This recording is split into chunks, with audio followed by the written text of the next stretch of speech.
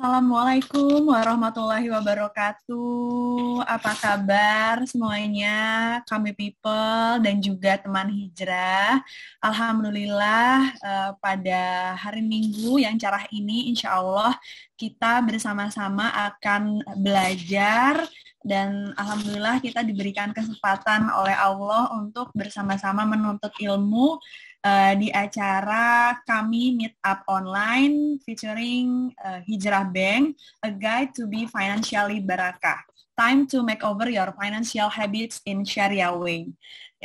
Seperti judulnya, insya Allah acara kita hari ini akan membahas mengenai ilmu-ilmu tentang bagaimana sih cara mengelola keuangan, cara mengatur pengeluaran, tapi nggak cuman dari sisi finansialnya aja nih, tapi juga lebih kepada dari sisi syariahnya gitu. Karena mungkin udah banyak nih teman-teman ataupun saya sendiri juga yang suka ikutin gitu kelas-kelas gimana cara mengelola keuangan, tapi ini menarik banget karena di sini insya Allah kita akan belajar itu lebih dalam lagi karena gimana nih supaya kita bisa nggak cuman financially freedom, tapi financially freedom yang juga berkah gitu. Jadi insya Allah dari cara kita mendapatkan rezekinya, dari cara kita mengeluarkan rezeki, mengelolanya itu semuanya insya Allah menjadi sebuah keberkahan. Amin, amin ya rabbal alamin. Nah di sini aku juga nanti akan ditemani oleh Kak Tia, Kak Adritia Pratami yang insya Allah nanti akan menjadi moderator untuk sesi acara kami Meet Up online hari ini.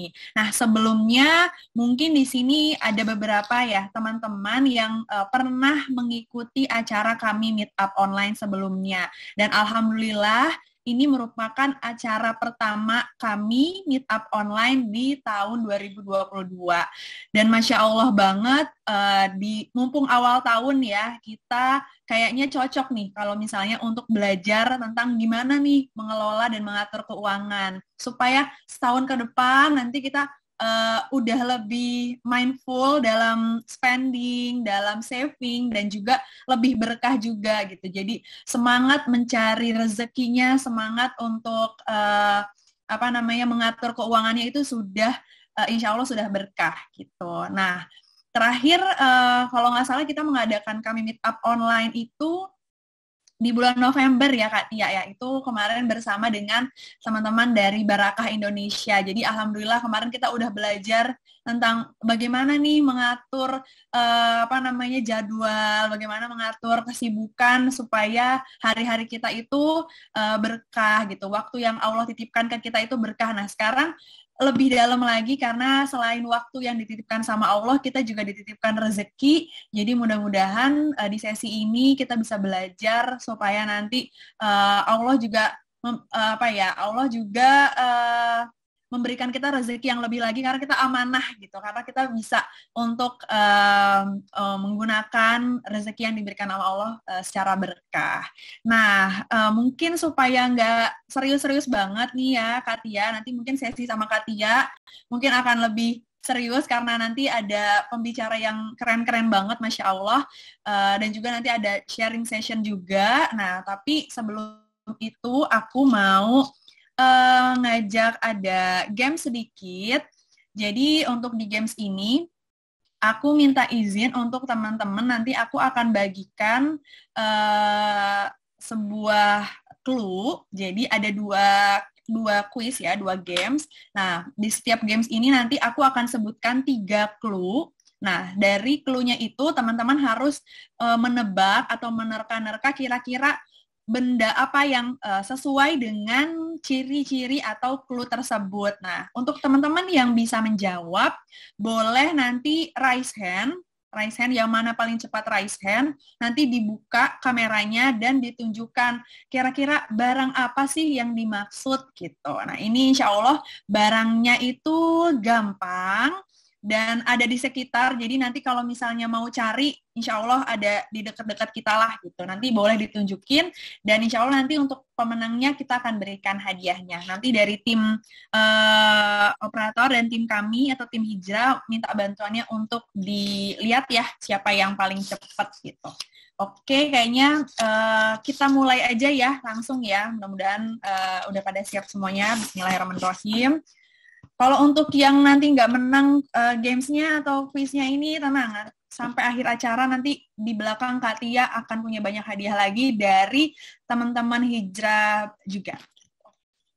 Oke, yang pertama adalah, jadi udah paham ya nanti ya, aku akan sebutin 3 clue, setelah aku sebutin 3 clue ini, boleh cepat-cepatan raise hand, gitu. Nanti akan dipanggil siapa yang paling cepat raise hand-nya, dan nanti open kamera, dan tunjukkan barangnya. Gitu. Oke, yang pertama, tebak siapakah aku? Aku adalah benda yang saat ini sering dibawa-bawa berpergian, dibawa-bawa kemanapun kita pergi. Yang kedua, clue-nya adalah aku sering digunakan sebagai pengganti sabun cuci tangan. Bentukku ada yang spray ataupun gel. Wah, ini yang pertama kayaknya Mbak Maria. Benar ya, Mbak Maria? Mungkin boleh dibuka kameranya Mbak Maria dan ditunjukkan benar nggak nih bendanya. Jadi selain nebak juga harus punya nih ya di sekitar. Kalau misalnya nggak ada dan harus beli dulu, ya mungkin kita ganti ya ke yang ada yang punya barangnya gitu. Oke Mbak Maria, silakan.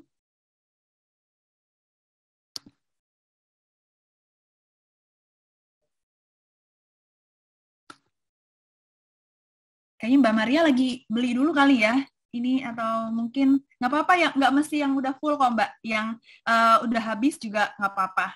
Berarti sering dipakai ya bendanya. Oke, Mbak Maria. Oh, lagi dicari kayaknya. Assalamualaikum, Mbak Maria. Waalaikumsalam, Kak. Ya, boleh dong ditunjukin kira-kira benar nggak nih? Hand sanitizer, Kak. Ya, coba benar nggak ya? Ini, Kak. Oke, spray. Kak Allah. Selamat, Mbak Maria. Benar ya, jadi bendanya itu adalah hand sanitizer. Selamat, Mbak Maria. Nanti boleh DM ke chat langsung ke tim kami ya. Nanti tim kami juga akan bantu untuk menghubungi Mbak Maria. Sekali lagi selamat. Ya, wajazakillah khair. Oke, masih ada satu lagi. Yang ini gampang banget. Yang ini gampang-gampang banget. Kalau misalnya nggak ada, aku juga bingung nih nanti gimana kita mau belajarnya nih. Oke, yang kedua adalah tebak siapakah aku? Aku adalah benda yang dimiliki, dicari, dan diingin-inginkan banyak orang. Banyak yang bingung kalau tidak ada aku, tapi juga bingung nih mengatur aku. Bentukku ada yang kertas dan juga ada yang logam. Mbak Leila. Mbak Leila, boleh silakan Mbak Leila.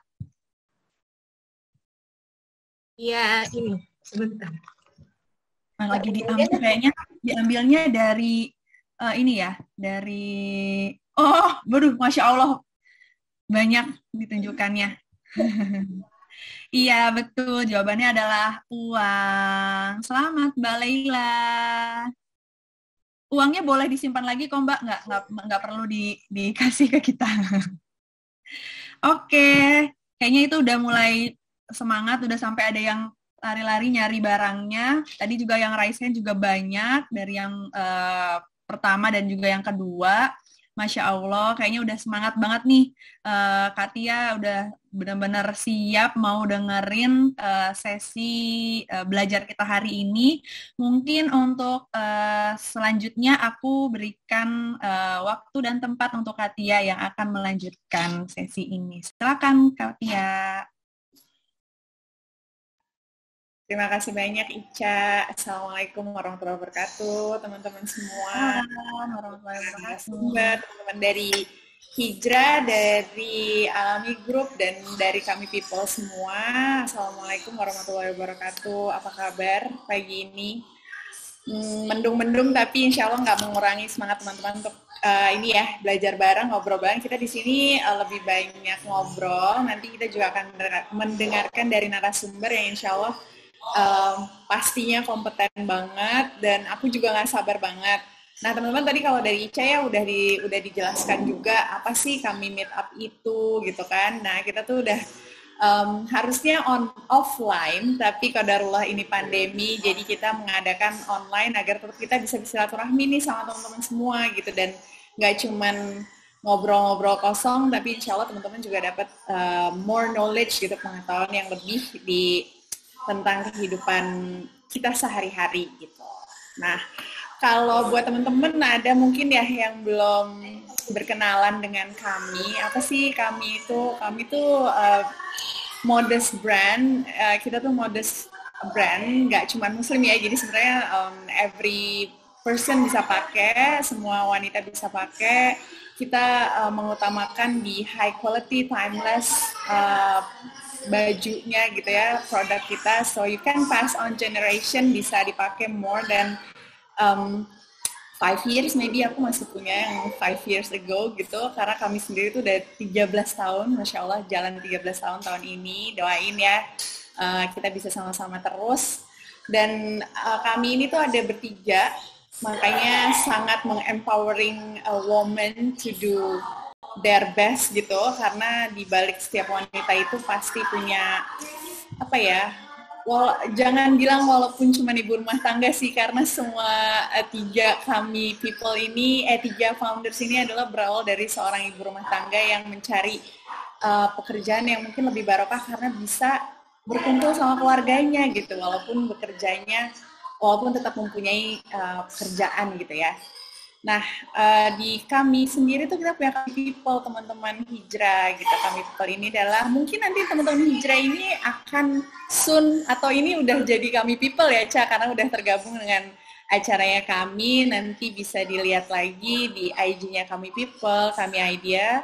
Itu lengkap semua tentang kegiatan-kegiatan kami, sama jangan lupa juga ikut hijrah tuh harus dilihat juga sama Alami Syariah gitu. Nah, tadi Ica tuh udah sedikit spill ya teman-teman, kan terus ada juga nih judulnya jelas, A Guide to be Financially Barokah gitu, time to make over your financial habits in Syariah way gitu. Nah, teman-teman sering nggak sih ngerasa, atau aku doang nih ya, kayak gaji tuh cepet banget habis ya, padahal tuh kayaknya udah dicatat, udah teliti banget, terus penghasilannya kok kemana sih gitu, as in my individual income ya, as istri pasti suami juga ada ngasih, itu kan udah beda lagi plotnya. Aku tuh kadang suka kayak kemana ya uangnya, kalau yang dari suami kan biasanya udah oke, buat anak, buat rumah gitu. Nah, ngaturnya tuh sebenarnya seperti apa sih yang baik ya sih, yang nggak cuma baik tapi itu biar jadi berkah gitu. Kok kayaknya aku tuh kadang suka ngerasa apa cara aku ya jadinya tuh kayak kurang keberkahan gitu di dalamnya, jadi kok kayaknya jadi kayak cepet habis gitu. Nah ini kan pas banget ya teman-teman, di awal tahun tadi Ica bilang juga, terus judulnya pas. Jadi gimana kita bisa lakukan overview lagi nih ke cara-cara kita mengatur keuangan, pengeluaran kita tuh kayak apa di tahun sebelumnya, dan ya insya Allah because in Syariah way, so it's more better ya dari tahun sebelumnya.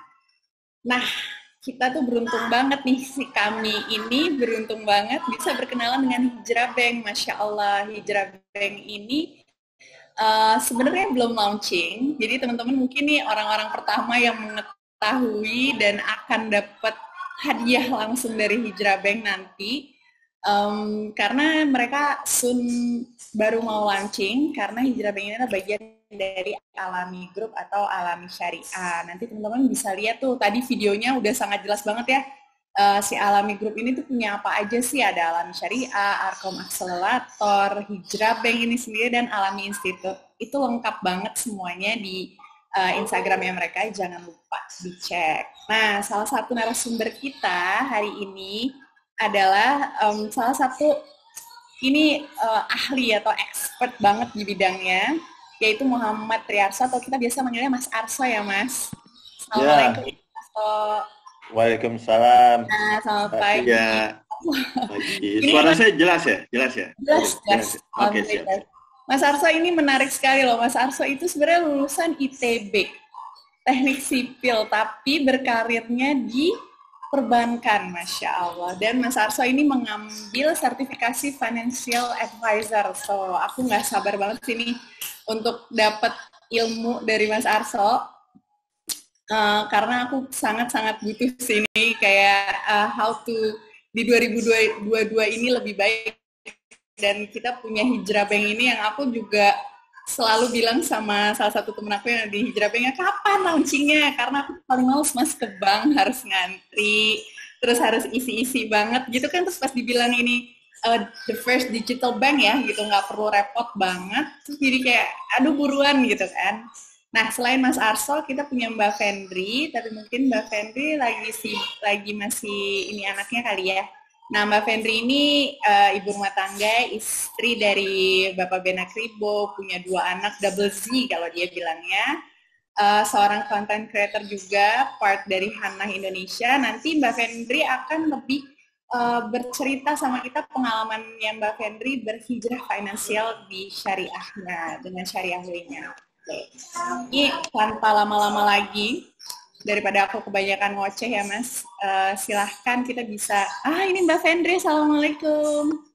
Waalaikumsalam, halo. Gimana? Aku udah 3 menit bangun, sorry banget ya. Nggak apa-apa banget. Nah ini nanti kita akan ngobrol ya, kalau Mbak Fendri, aku akan pengalamannya Mbak Fendri, gimana hijrah finansialnya, itu aku udah baca di Instagram, Masya Allah banget nih. Terima kasih. Like it's easy ya kalau baca, tapi kan kita nggak tahu tuh di balik semua itu perjuangannya tuh yang di seperti apa. Nanti kita korek-korek Mbak Fendri, tapi sekarang aku mau dong Mas Arso di-share ilmunya yang Mas Arso pasti jauh lebih paham dari kita semua. Waktu dan tempat silakan Mas Arso.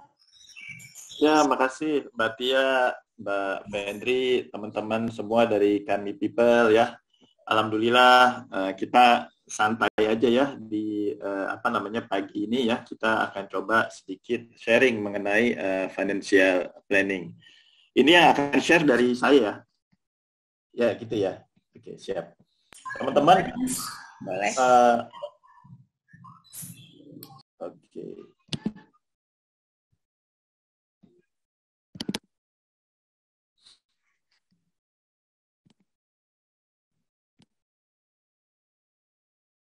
Semoga udah kelihatan ya. Sudah kelihatan Mas. Oke, siap ya. Oke, makasih teman-teman semua. Sebenarnya pagi ini kita ingin bicara tentang perencanaan keuangan. Mungkin waktu kita nggak panjang ya. Bismillah, hanya 30 menit, kurang ya dari 30 menit. Mudah-mudahan memadai. Nanti kita bisa diskusi lagi dalam tanya jawab. Kok kenapa sih kita bicaranya dari sisi aspek perencanaan keuangan, namun kita bicaranya tentang keberkahan. Tadi dari Mbak Tia udah sampaikan juga di depan, saya sebelumnya sudah cukup lama di salah satu perbankan konvensional ya. Kemudian saya juga merasa ada yang perlu diperbaiki dalam hal income saya. Akhirnya saya pindah ke salah satu bank syariah ya. Sempat di Bank Syariah Indonesia. Kemudian alhamdulillah kemudian bisa bergabung dengan Alami Group ya. Mudah-mudahan bisa memberikan keberkahan yang lebih banyak lagi untuk UKM. Nah, kalau kita melihat sedikit di sini ya, dasarnya adalah kenapa sih tadi Mbak Fendri gitu ya, berhijrah gitu ya. Kita harus meyakini satu hal bahwa jika kita berhijrah, insya Allah ya, tempat di bumi ini akan sangat luas, juga rezekinya akan dilimpahkan dengan sangat banyak gitu ya. At least yang akan kita dapatkan ya, adalah keberkahan atau pahala dari Allah Subhanahu wa Ta'ala. Mungkin itu sebagai awal ya dari diskusi kita lanjut. Nah, teman-teman semua, sebenarnya apa sih yang membedakan prinsip antara transaksi konvensional dengan syariah? slide ini terlihat sangat sederhana, namun kalau kita perhatikan satu persatu, ini sangat dalam gitu kalau menurut saya. Coba kalau kita lihat bahwa kalau kita lihat dalam dunia saat ini, kita lihat dalam dunia kapitalisme saat ini ya, kebanyakan orang itu bergerak transaksi kapitalisme atau konvensional itu by ego, profit. Kita lihat yang paling kanan, selalu maunya profit gitu ya, ego dan profit ya. Kemudian tentang aku gitu ya, tentang saya ya. Kemudian juga tentang kemampuan kita untuk memonopoli, mengakuisisi sesuatu, bukan tentang berbagi. Ya. Nah, ini menjadi kita lihat dalam keseharian kita ini sangat dominan. Ya. Nah, yang ini menurut kami tidak dicontohkan juga oleh sahabat di masa lalu gitu ya. Terus yang sangat menarik dalam kehidupan kita sehari-hari, teman-teman semua di sini ya, yang sangat menarik ya. Ini penting banget ya, jangan sampai kita gagal memahami dan gagal melihat perbedaannya. Kalau kita lihat di sini ada tentang debt, ada tentang hutang, atau ada juga tentang versus equity. Ya, hutang dengan equity yang diajarkan oleh Islam, investasi itu bentuknya adalah equity. Modal, usaha, ya. Tetapi yang terjadi saat ini dalam ekonomi modern, itu yang dikembangkan adalah tentang hutang. Sehingga banyak sekali terjadi krisis moneter, baik di Indonesia maupun di dunia, itu akibatnya tentang hutang. Ya. Kemudian satu hal lagi, ini juga sangat penting teman-teman semua, yang menarik adalah dalam Islam itu harus transparan. Ekonomi syariah itu transparan. Kadang-kadang kita menempatkan dana, itu kita nggak tahu akan ditaruh di mana. Itu sebabnya dalam Islam jelas. Akadnya ada, underlying-nya ada. Saya ingin sedikit cerita, ini mungkin agak silly gitu ya, tapi belum lama ya, terjadi 2 atau 3 minggu yang lalu. Ada salah satu investor atau juga nasabah prime di salah satu perbankan, dia WA saya, Mas Arso, tanya dong gitu, kalau obligasi itu bukan riba ya, karena dia bukan bunga, tetapi kupon. Nah, teman-teman, banyak sekali sampai lugu seperti ini. Ya, saya jelaskan kupon itu adalah bunga. Kalau yang berbasis syariah itu lebih imbal hasil, biasanya sukuk, ada underlying-nya. Nah, oke, kita nggak berpanjang-panjang. Yang paling kanan bawah ini penting banget ya. Kadang-kadang kita berekonomi itu hanya memikirkan tentang dunia dan dunia. Kita lupa melihat bahwa yang harus dipikirkan adalah kesejahteraan kita atau wealth management kita afterlife. Gitu. Ini penting ya. Jadi kita merencanakan keuangan itu nggak salah gitu ya. Muslim itu harus mampu merencanakan keuangan dan tidak duniawi gitu ya. Tidak duniawi karena ini ada kepentingannya juga untuk kehidupan kita pasca kita meninggal gitu ya. Oke, saya lanjut. Nah, ini jadi teman-teman semua, ini basic sekali ya, teman-teman, tujuan keuangan dalam hidup ya. Ya, ini banyak sekali yang berpikir bahwa saya pernah masuk dalam suatu community membicarakan tentang keuangan, dibilang, oh lu dunia banget gitu ya. Kenapa sih harus mikirin perencanaan keuangan? Sesungguhnya teman-teman semua, merencanakan keuangan dengan baik itu disebut juga ada tujuan untuk afterlife. Gitu ya. Jadi kalau kita lihat goals-nya ya, bahwa dunia itu iya pasti setelah lulus mau menikah, pas saat mau menikah pasangan bilang, Mas beli rumah dong gitu kan. Kalau nggak beli rumah nggak jadi nikah nih gitu. Ya, kan gitu kan, dunia dan dunia gitu. Kadang-kadang ada yang mensyaratkan seperti itu. Setelah punya rumah, beli kendaraan dong gitu. Setelah sudah cukup mapan, merencanakan untuk pensiun gitu. Jadi dunia itu menjadi salah satu bagian untuk keuangan kita. Namun yang tidak kalah penting dan menurut saya ini paling penting adalah tentang akhirat.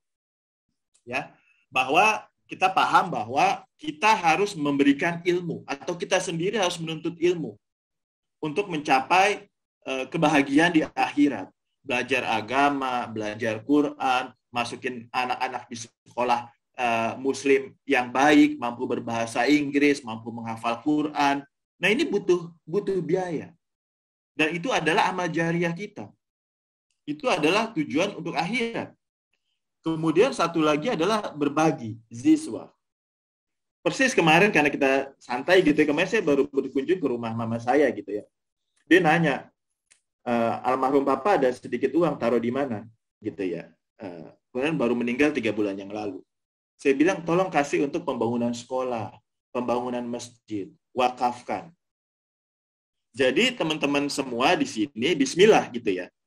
Jangan sampai kita gagal merencanakan keuangan sehingga kita tadi terjebak ya, apalagi terjebak dalam riba, itu di slide pertama, debt gitu ya. Kita tidak berinvestasi berdasarkan equity dan tidak transparan, dan kita gagal menerjemahkan tujuan perencanaan keuangan untuk dunia dan juga untuk akhirat. Oke, saya cepat aja teman-teman. Jadi teman-teman harus kita pahami sama-sama di sini bahwa ya ternyata 55% usia kita itu tidak produktif.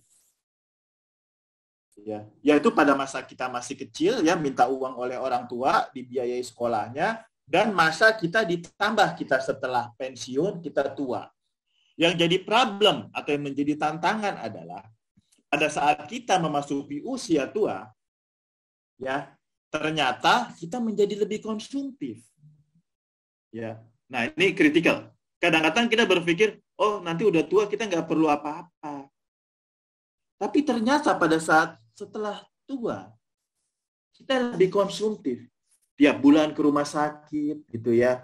Kemudian kita ingin berbagi ziswaf lebih banyak, gitu.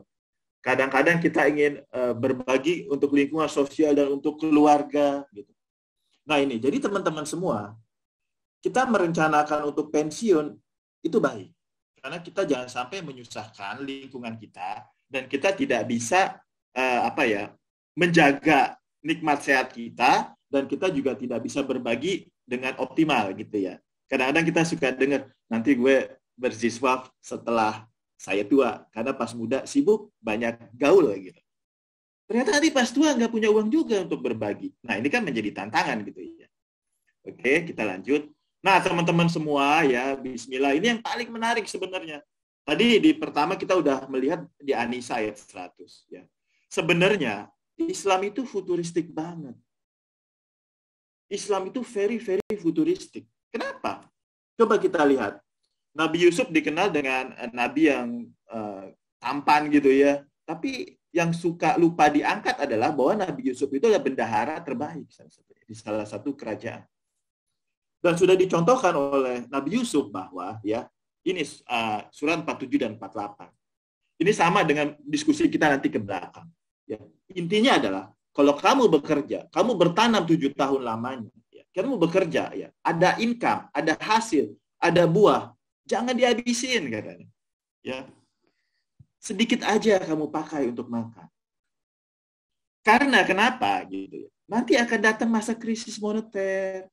Kita tua, di mana kita butuh simpanan itu. Jadi clear ya teman-teman semua, alhamdulillah nih udah dicontohin. Jadi nggak ragu-ragu lagi untuk menata keuangan kita dengan lebih baik, gitu ya. Oke, kita lanjut. Nah, jadi pertama-tama nih saya mungkin akan cepat saja di slide ini. Kita harus kenali produk karena kita sayang sama aset, jangan menjadi dosa. Di slide ini saya cuma akan sedikit menyampaikan banyak sekali anak-anak muda berjudi tentang berinvestasi di saham. Saham itu baik, saya juga investasi di equity, di stock, di saham. Tetapi nggak boleh trading. Beli perusahaan yang baik, yang sesuai dengan syariah, tidak membuat kita galau. Jadi tidak membuat kita cemas. Ya. Nah ini penting teman-teman. Jadi kita harus melihat aset, ya, mengenal produk. Oke? Sebenarnya sederhana, ya. Dalam perencanaan keuangan ini nggak rumit ya. Teman-teman kadang-kadang mendengar perencana keuangan itu kayaknya canggih gitu ya. Tapi sebenarnya ini terbagi dua nih teman-teman. Ya, teman-teman kami ya, kami people hanya terbagi dua. Ya. Siapapun yang ngomong tentang perencanaan keuangan itu hanya terbagi dua. Satu, yang berbasis pendapatan berkala. Susah amat sih kadang-kadang dibilang dengan fixed income kalau bahasa Inggrisnya. Fixed income, pendapatan tetap berkala. Contohnya mungkin literasi yang banyak dikasih oleh Bapak Ibu kita, literasi edukasi itu deposito. Gitu. ya, deposito gitu ya. Ada bunga, ada nisbah bagi hasil bulanan, 3 bulanan, itu disebut pendapatan berkala. Ada sukuk yang berbasis syariah, berbasis konven, ada bonds, obligasi, ya, macam-macam. Ada yang nanti diturunin lagi jadiin reksadana gitu ya. Nah, ini teman-teman, jadi sebenarnya kita ada alokasi uang yang digunakan secara jangka pendek dan menengah, tapi kita punya pendapatan berkala tiap bulan. Nah, itu disebut investasi pendapatan berkala. Dan satu lagi adalah investasi berbasis pertumbuhan, gitu ya. Tadi kita sempat ngobrol, itu hati-hati ya, tapi ini bagus. Misalnya saham, investasi kepemilikan equity, kepemilikan modal, penyertaan kepada perusahaan, gitu, itu bagus ya. Kemudian ada juga yang beli properti, ya, beli sekarang atau beli tanah, nanti jual 15 tahun lagi ternyata harganya naik, itu pertumbuhan. Tapi dia nggak punya pendapatan berkala.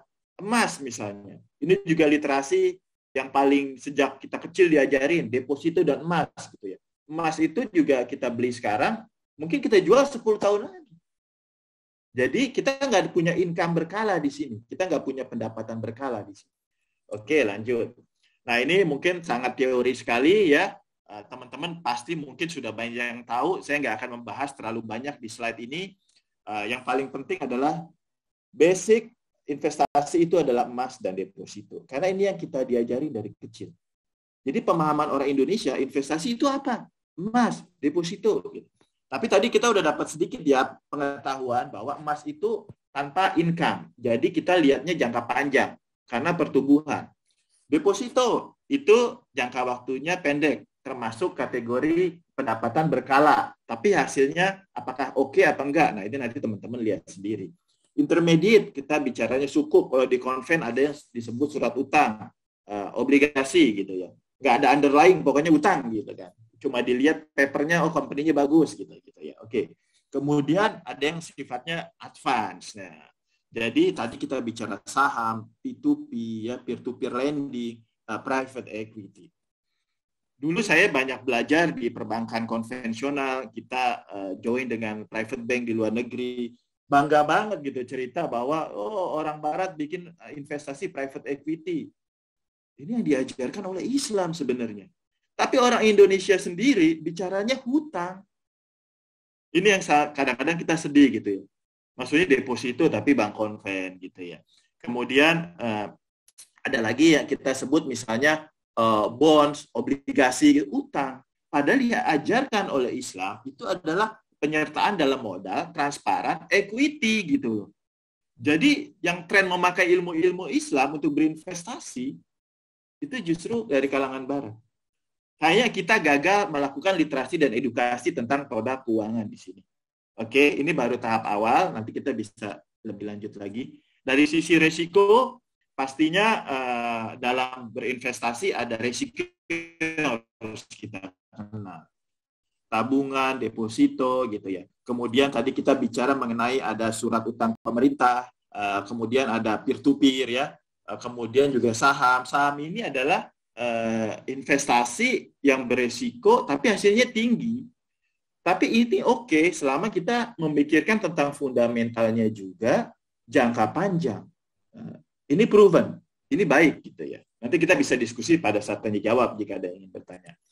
Nah, ini yang menarik, mungkin nanti akan inline sekali dengan yang disampaikan oleh Mbak Fendri. Karena Arso ini terlalu banyak cerita tentang paper ya. Nanti dengan real life-nya mungkin dengan Mbak Fendri. Terus gimana ya kita ngatur keuangan gitu, kelola keuangan dalam sehari-hari. Nah, sederhana aja. Pay yourself first. Tadi Mbak Tia bilang, pada saat gajian kok bingung ya, gitu kan, baru 2 minggu, 3 minggu uang udah habis alokasinya. Yang paling penting adalah pay yourself first. Nanti tadi disebut juga kita akan punya hijrah bank ya. Nah, digital banking, jadi nanti teman-teman di awal gajian udah dikotak-kotakin nih. Untuk operasional, untuk berbagi zakat, untuk umroh, ya, untuk berinvestasi. Nah, jadi pada saat awal kita sudah menghargai diri kita sendiri secara disiplin, pay yourself first, Tapi yang kadang-kadang terjadi justru kita memikirkan ini di belakang, tidak di depan. Nah, jadi salah satu kesuksesan berinvestasi adalah pay yourself first, disiplinlah mengalokasikan uang dengan baik, termasuk dengan ibu rumah tangga gitu ya. Ini untuk belanja ikan, ini untuk transport anak, untuk catering anak, untuk biaya transportasi anak, sekolah anak, ya kita atur di depan. Nah, ini nanti bisa dijadikan alat juga ya nanti transaksi keuangan melalui mobile banking yang sudah punya box-box tertentu. Oke, kita lanjut. Nah, sebenarnya untuk mengatur keuangan itu, untuk optimal itu sederhana. Ini saya akan cepat sekali. Yang paling penting adalah dalam ilmu keuangan nggak ada yang canggih sekali lagi. Kalau kita punya uang, satu, alokasikan dalam kas. Yaitu uang yang akan kita gunakan untuk bulan ini dan sampai 3 bulan ke depan. Kemudian kita harus diversifikasi dalam tadi kita cerita investasi yang punya pendapatan berkala. Nah, yang kedua. Ya. Kenapa nih Arso bilang 3 bulan aja? Punya posisi kas. Karena kalau kita investasi di keuangan yang berbasis fixed income, ini 2 atau 3 bulan udah jatuh tempo. Nah, ya kan? Kalau kas itu apa aja gitu. Oke, satu lagi yang berbasis pertumbuhan, ini jangka panjang banget, tapi perlu punya 15 atau 10 tahun lagi. Kalau teman-teman suka dengan emas, silakan simpan emas. Tapi jangan berpikir bulanan gitu loh. Paling cepat ya 10 tahun lah. Saham juga gitu. Jadi habis beli kita nggak usah pikirin, ini memang untuk kita siapkan di masa pensiun kita nanti. Karena by data, historical, dia akan punya pertumbuhan yang sangat baik untuk jangka waktu yang sangat panjang. Oke, properti juga. Beli properti tapi mepet-mepet, akhirnya nggak punya cash flow. Padahal properti itu nggak liquid, perlunya untuk jangka panjang. Nah, teman-teman ya, ini yang menjadi penting adalah silakan dipikirkan kembali dalam mengalokasikan ini. Disusun kembali secara pribadi masing-masing ya. Contoh kalau kita lihat nih, kadang-kadang ada yang bilang, deposito itu investasi sok gitu. Di forum ini saya memberanikan diri, deposito itu kas. Ingat, deposito itu kas. Karena hasilnya sangat minim. Ini hanya untuk perlu, deposito tabungan itu perlu untuk menjaga likuiditas dan kebutuhan kita secara jangka pendek. Gitu ya. Oke, kemudian kenapa 3 bulan aja? So, iya, karena ini 3 bulan ini udah jatuh tempo nih yang tengah-tengah. Ya, jangan ambil yang panjang-panjang gitu ya. Coba dilihat investasi jadi per 2 bulan udah jatuh tempo, per 3 bulan udah jatuh tempo, paling lambat per 4 atau 5 bulan udah jatuh tempo. Jadi pada saat tiba-tiba kita kekurangan dana darurat, modal yang di sini udah jatuh. Sedangkan imbal hasil kita tiap bulan di sini optimal, teman-teman semua. Penting sekali ya, teman-teman. Nah, kalau dilihat ya, imbal hasil jangan, kalau bahasa anak muda ini jangan yang kaleng-kaleng. Nih, cari yang begini, coba dicari. Ya. Karena kita perlu, nanti kita lihat bedanya. Kadang-kadang mohon maaf ya, karena saya datang dari dunia konven sebelumnya, ada nasabah besar cerita, wah saya beli di ini nih, obligasi long tenor, dapat berapa Bu? Saya bilang, long tenor dapat yield 6%, obligasi konven ya. Itu jangka waktunya berapa Bu? Saya bilang, 15 tahun, 20 tahun kata dia. Oke, berarti kalau 20 tahun Anda nggak akan kehilangan modal, karena itu instrumen obligasi pemerintah. Tetapi kalau Anda mau jual dalam waktu dekat, itu harganya bisa jeblok. Berarti capitalnya akan loss. Nah, teman-teman perlu perhatikan itu ya. Jadi, kenali dulu produk-produk investasi. Saya lanjut ya. Bismillah, saya ingin sedikit mengenalkan mengenai produk investasi yang tadi yang ada di sini nih, saya balik sedikit. Peer-to-peer masuk kategori pendapatan berkala. Dialami ada hijrah tadi disampaikan, ada peer-to-peer lending, kemudian ada satu lagi tadi Arkom dan juga ada Alami Institute. Nah, ini saya ingin berbagi sedikit tadi tentang mobile banking di hijrah. Ini tentang investasi yang ada di peer-to-peer-nya. Saya kasih contoh ya, 2 produk ya. Ini ada UKM berbasis logistik, pembayarnya adalah Triputra Group. Jangka waktunya 46 hari dengan imbal hasilnya 13% per annum. Oke, good. Coba kita lihat dalam kantong kita, dalam catatan kita, untuk kategori pendapatan berkala yang Bapak Ibu miliki di sini, apakah imbal hasilnya bisa 13% per annum net? Sekarang kita lihat lagi yang sebelah kanan. Contoh produk yang kedua. Ini juga kebetulan logistik. Saya kebetulan kemarin ngambil sampelnya yang logistik, di industri logistik, yang ada di Alami, yang baru keluar beberapa waktu hari yang kemarin. Dia ada butuh UKM 2 miliar. Ya, tapi bukan berarti, oh saya harus masuknya 2 miliar. Enggak. Ada saya punyanya 5 juta, saya masuk 5 juta. Ada Butia punyanya banyak gitu ya, 15 juta, dia boleh masuk 15 juta.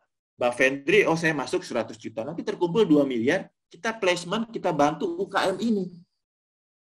UKM ini pembayarnya itu dari grupnya Lazada.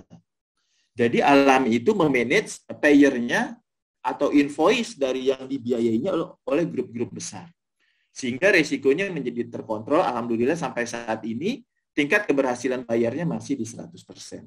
Atau kalau di perbankan disebut non-performing loan atau non-performing financing, kredit jeleknya atau pembiayaan jeleknya itu 0%. Kalau kita lihat, oh ini si Arso nih masuknya 5 juta aja, gitu ya. Dia masuk yang di PTT, yang tadi logistiknya Lazada.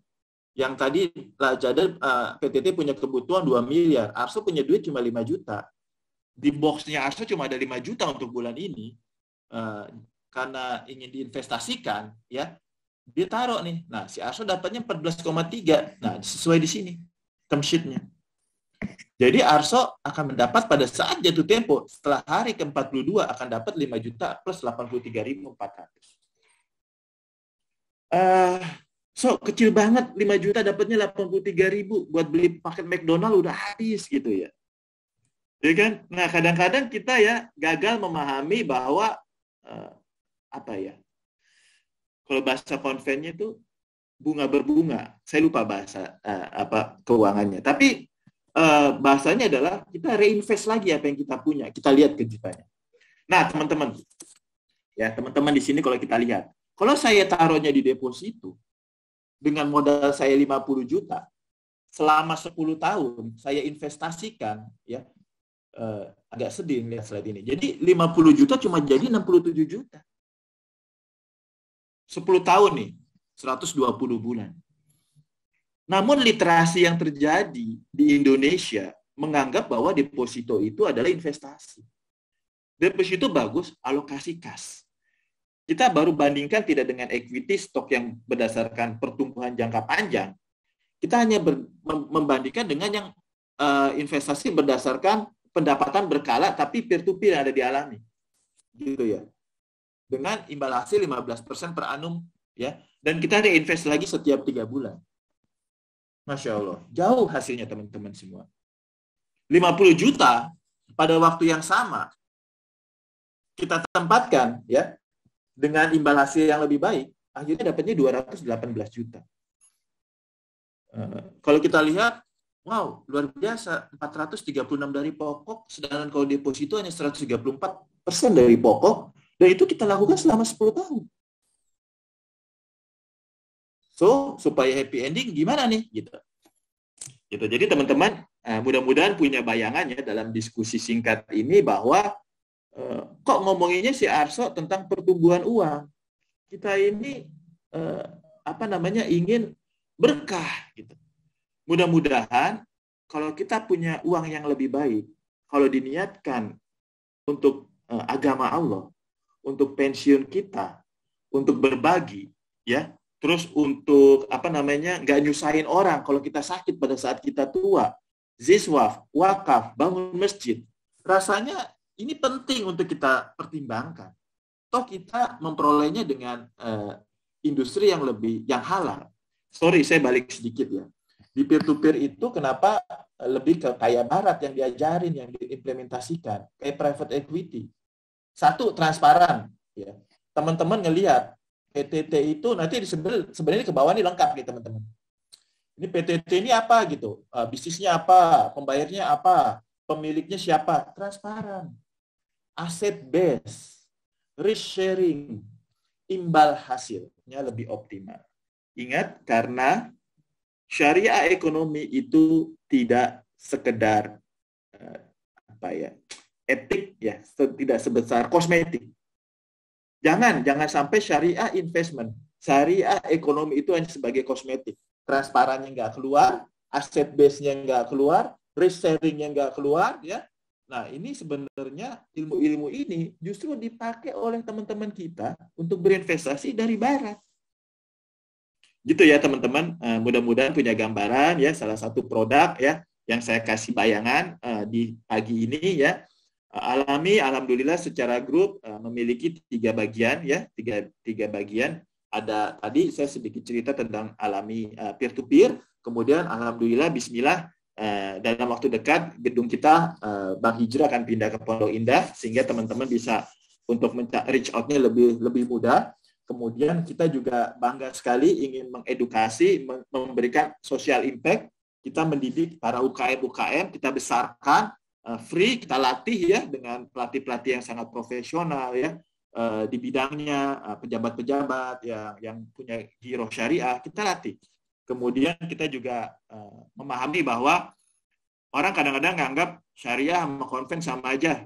Nah, kita dirikanlah Alami Institute. Kita ingin berbagi kepada umat, mendidik, mengedukasi, meliterasi.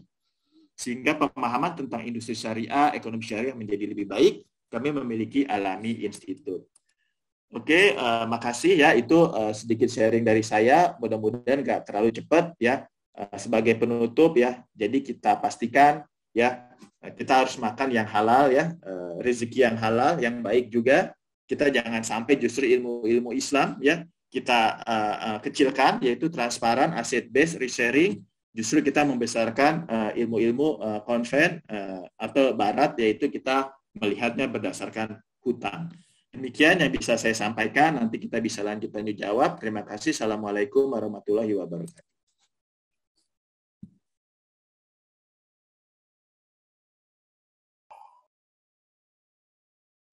Silakan Mbak Tia. Oke. Waalaikumsalam warahmatullahi wabarakatuh. Nah, Mas Arso, sangat menarik banget ya tadi. Mungkin kalau aku jadi kayak di ujung, karena Mas Arso itu banyak banget di ujung ya, itu aku jadi kayak punya konklusi, maybe this is why Alami Group itu sangat berkembang dengan pesat ya, walaupun ini baru dari 2019 ya, udah gitu 2021 tadi kalau lihat dari videonya Hijrah Bank ada, dia punya Arkom, terus kalau aku dengar ceritanya banyak sekali teman-teman seperti Mas Arso yang dari expert dari konvensional and then move hijrah to this group gitu. Itu mungkin memang tadi Mas Arso bilang niatnya itu ya kan. Niatnya itu pertama adalah kalau kita memang niat adalah menjalankan apa yang udah Allah kasih, apa yang udah Allah kasih tahu gitu ya. Insya Allah tuh malah jadi lebih berkah. Intinya kayaknya pertama di situ dulu ya Mas Arso. Kayak tadi pertama kan Mas Arso juga menyampaikan udah langsung dengan surat An-Nisa ya ayat 100 gitu kan. Terus harusnya tuh transaksi yang syariah tuh seperti apa gitu. Yang penting tuh kan transparan, dan kalau nggak salah tadi Hijrah Bank itu ada tanpa riba gitu ya. Aku lupa deh tadi tagline-nya, aku kayak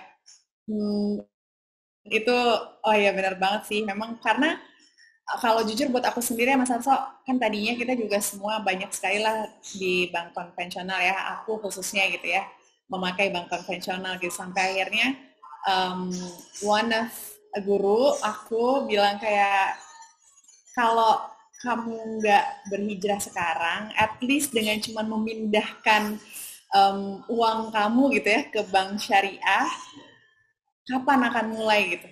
Kapan semuanya akan jadi terasa lebih berkah? Itu tamparan banget sih buat aku ya, kayak masa sih nggak bisa sih cuma tinggal mindahin doang gitu kan? Males banget gitu rasanya.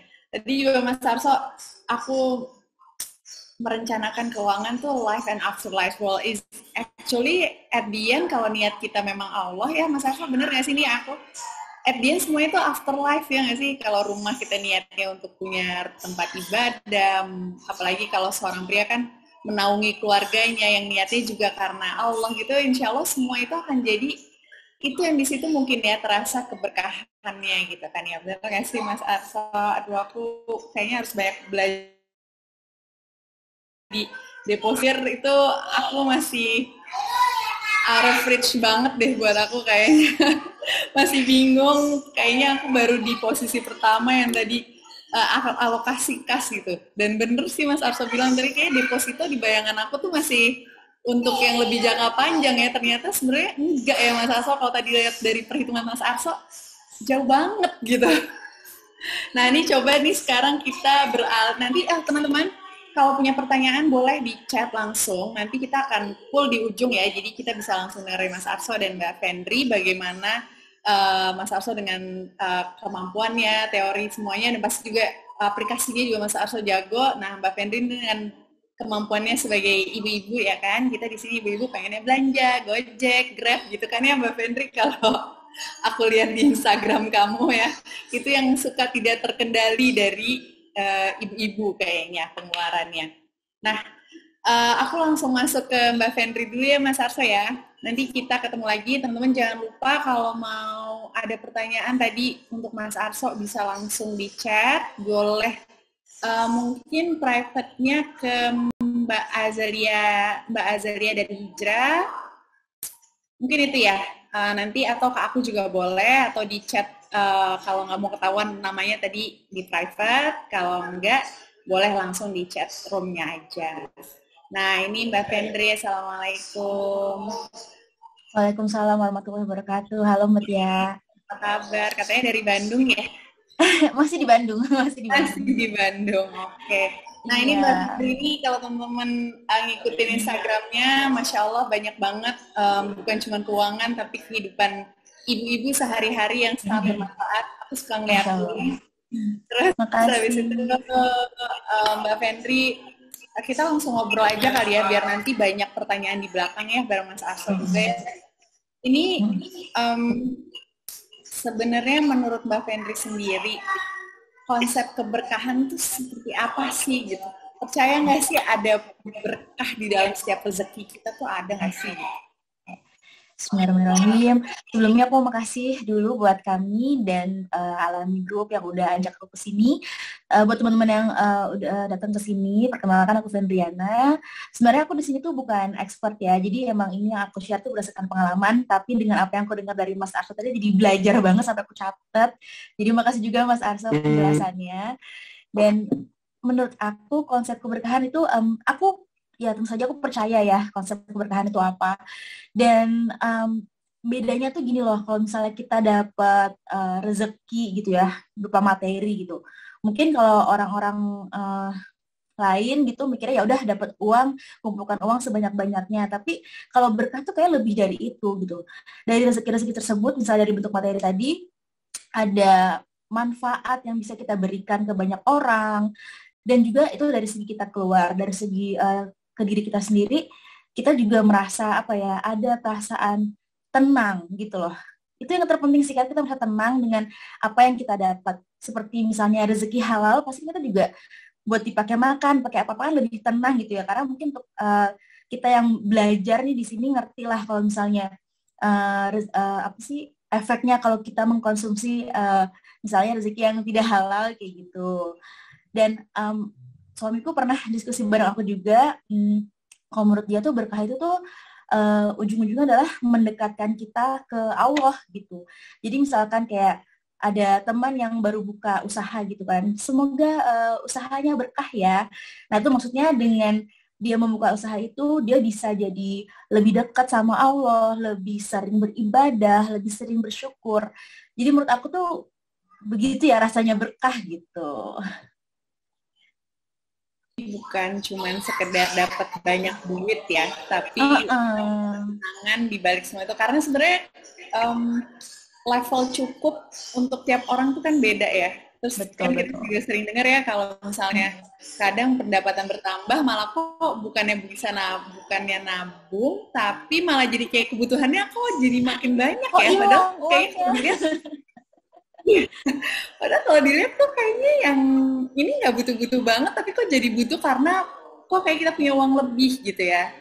Mungkin tadi itu kita harus belajar lagi sama Mas Arso yang pay yourself first itu sih. Aku kayaknya mau kursus sama Mas Arso nih. Sama. Mbak Fendri kan kalau aku lihat ya, kamu punya highlights khusus tentang financial kamu ya. How you started gitu, how akhirnya sekarang mungkin masih belajar tapi udah lebih jago gitu dari kita semua. Insya Allah. Belum lebih jago lah, sama aja. Awalnya sama prosesnya gitu, itu kan pasti nggak gampang ya. Kalau aku baca kan kamu jago banget ya ceritanya, kayaknya bisa nih gue gitu. Tapi aku pengen tahu gitu sebenarnya semudah itukah perjalanan dan prosesnya? Oke, sebenarnya kalau diceritain dari prosesnya, dari segi aku hijrahnya sendiri pun aku kan belum terlalu lama lah, baru dari 2019 lah mulainya. Tapi kalau tadi aku barusan sebelum acara aku mikir lagi gitu, apa sih yang bikin aku kayak gini gitu. Ternyata aku jadi mundur lagi ke tahun 2008 itu tuh papa aku meninggal dunia. Dan di situ saat papa meninggal, dulu tuh ibaratnya keluarga aku bukan yang kaya raya gimana banget, tapi cukup aku mau apa, anak-anak mau apa tuh orang tua aku bisa menyediakan.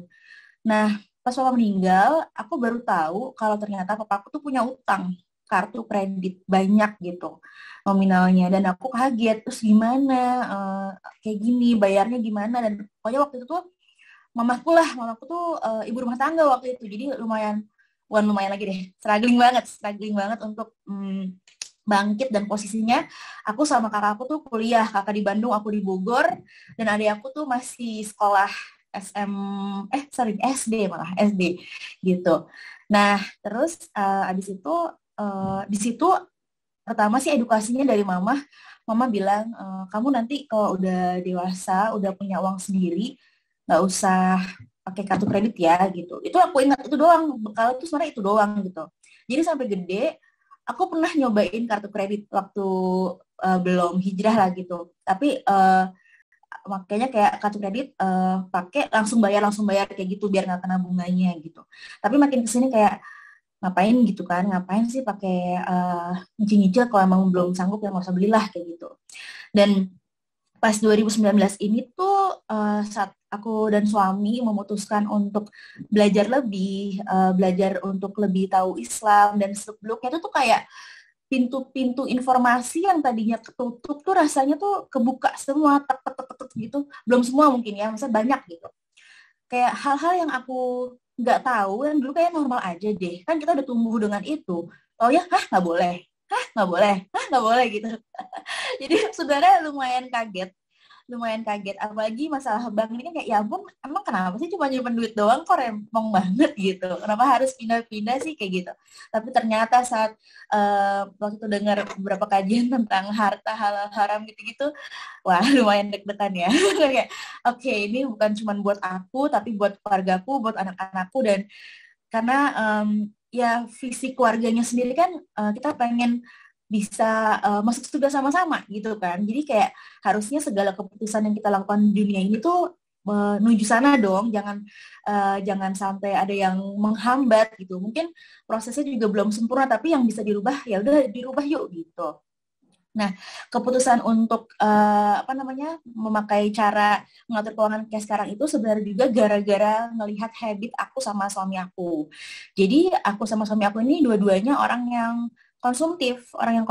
Jadi dulu tuh memang dulu kita berdua masih kantoran, ada gaji tetapnya, tapi memang kalau biaya rumah tuh kayak ada uang ini nih, bayar dong, pakai uang kamu dulu, bayar. Habis itu sorry, ini aku putus-putus nggak ya? Halo? Lancar. Aku putus-putus nggak? Clear. Aku lancar ya? Oh, soalnya di aku tadi muka aku freeze, kirain suara aku nggak ada. Oke. Balik lagi ya, sorry. Jadi tadi melihat dari habit aku sama suami, kita berdua orang yang konsumtif, terus kayak udah, dan aku dulu ada juga nih ajaran mama aku yang lebih baik lebih daripada kurang gitu kan. Jadi banyak numpuk barang gitu, karena ya udah mendingan ada daripada nggak ada dulu tuh kayak gitu. Nah, pernah lagi momen yang mengasah aku lagi tuh pas mama aku jatuh dari tangga dan harus operasi kakinya patah gitu kan.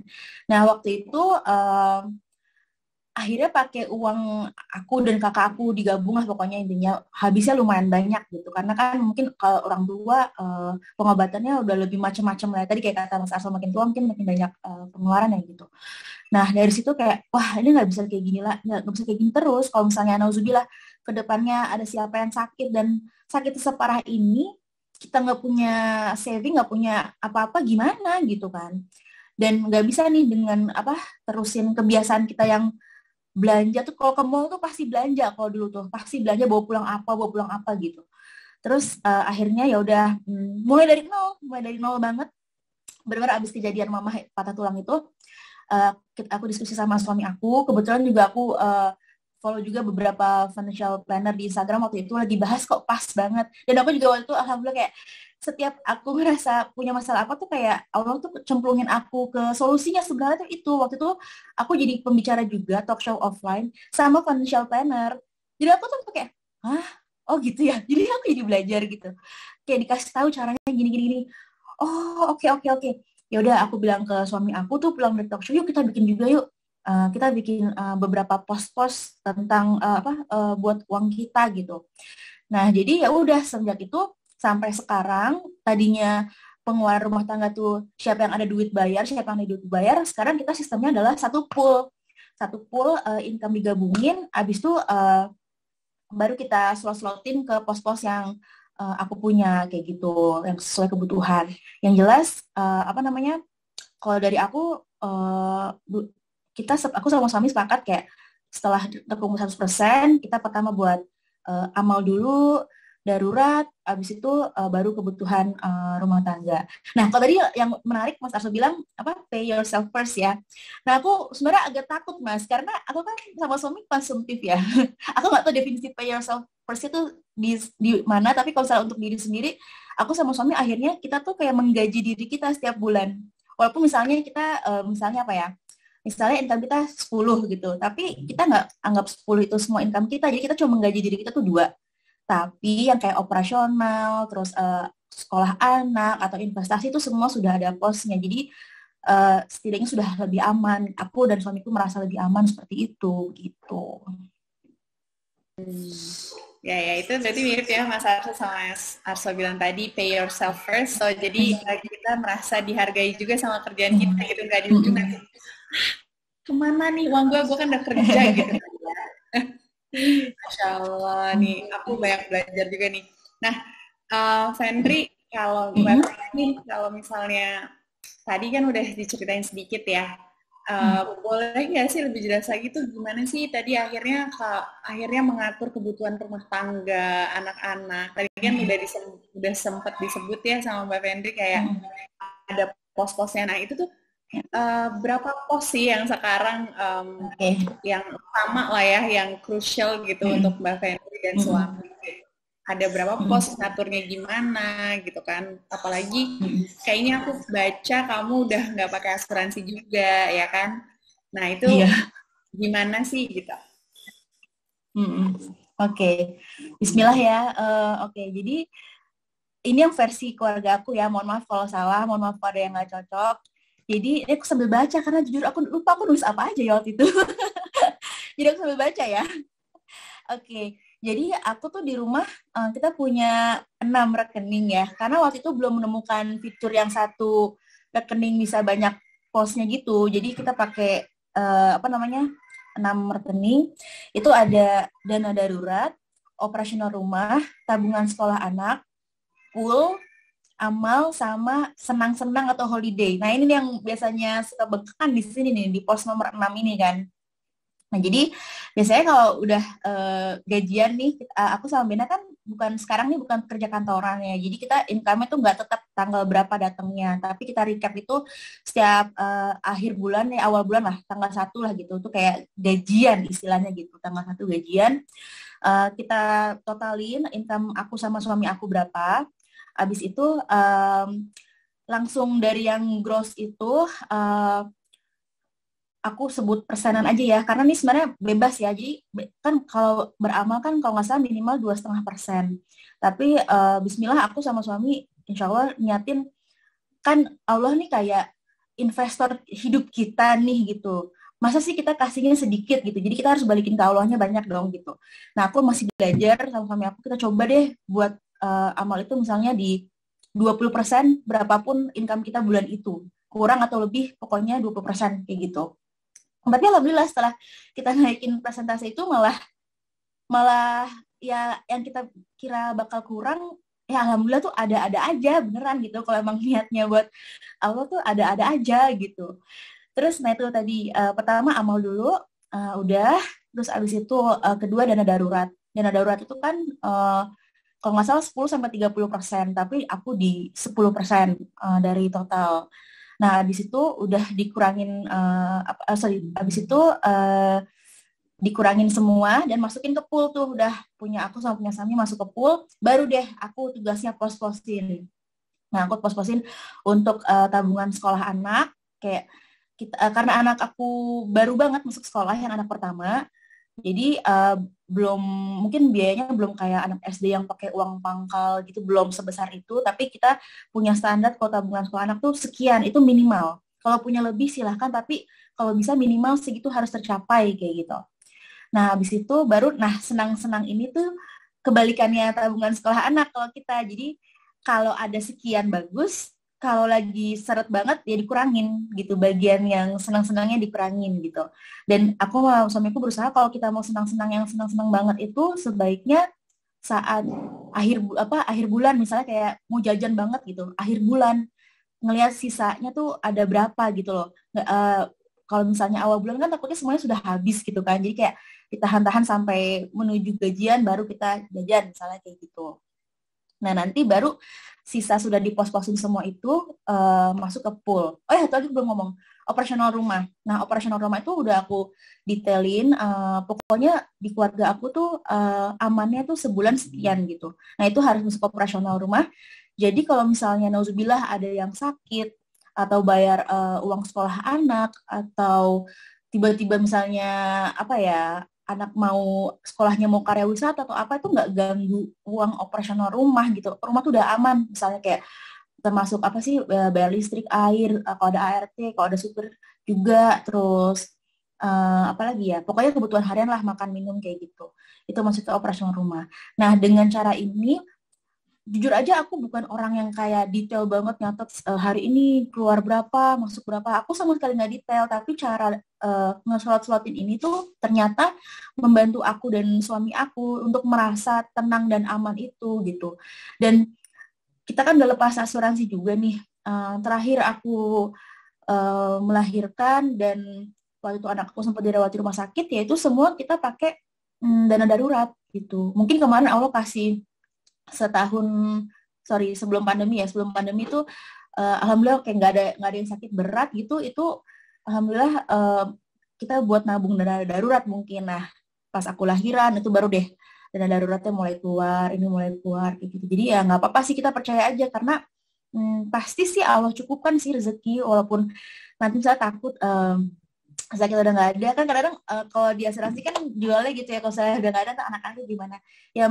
Menurut aku itu tugas kita sebagai orang tua buat bekalin anak-anak kita dengan konsep tauhid dan konsep kalau Allah tuh yang memberi rezeki, jadi kamu nggak perlu khawatir. Itu menurut aku PR di situ. Dengan kalau misalnya anak punya mindset itu, kalau misalnya kita nanti pergi pun mereka juga tahu gimana untuk survive karena ada Allah gitu. Kira-kira gitu.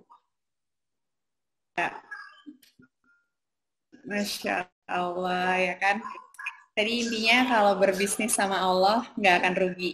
Ya, iya. Tadi Mbak Fendri, Insya Allah berani ya untuk, karena kan nggak semua orang berani ya. Pokoknya ada yang ya udahlah 2,5%, ya nggak apa-apa juga sebenarnya ya kalau memang jangan merasa kan, karena nggak apa-apa juga gitu kan. Kalau misalnya ternyata banyak kebutuhan lain yang harus dicukupin gitu, karena jangan sampai juga menyusahkan kan. Gitu. Betul.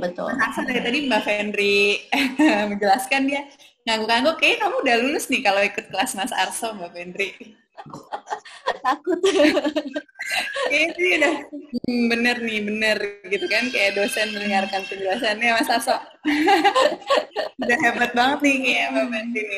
Nah, goal finansial kamu sendiri apa sih Mbak? Pengen, tadi di depan banget Ica juga ada bilang ya freedom gitu, financial freedom. Tapi sebenarnya financial freedom untuk kamu sendiri itu apa sih? Karena kan beda-beda ya orang, ada yang nggak apa-apa deh gue punya ini asal gue bebas utang, nggak apa-apa deh gue gini tapi begini gitu. Nah, kalau dari Mbak Fendri dan keluarga sendiri apa gitu goalnya dan gimana saat ini tuh gimana untuk mencapai goal tersebut?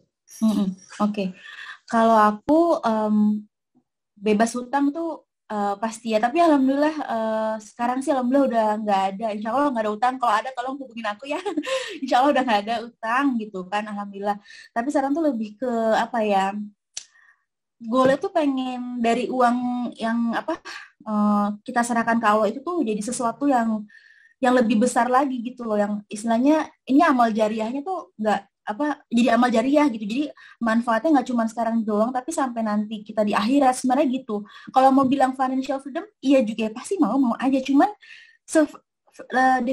definisi freedom buat setiap individu kan beda gitu. Kalau aku mau bilang aku mau punya duit 10M, nggak bisa 10M tuh kamu belum bisa beli pulau misalnya kayak gitu kan, beda-beda kan, jadi nggak akan pernah merasa cukup.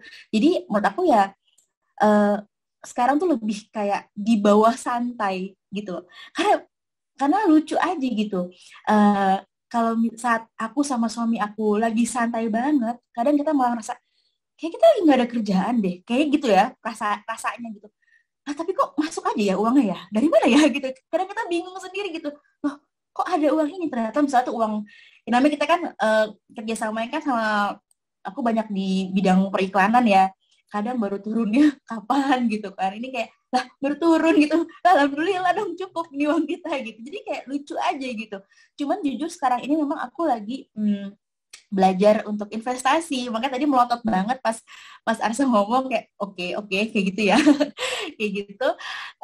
Aku pengen belajar investasi yang syariah yang benar tuh seperti apa sebenarnya gitu. Nah sekarang baru berani di emas sama di reksadana gitu. Untuk yang lain kita belum paham gitu, jadi belum berani banget gitu.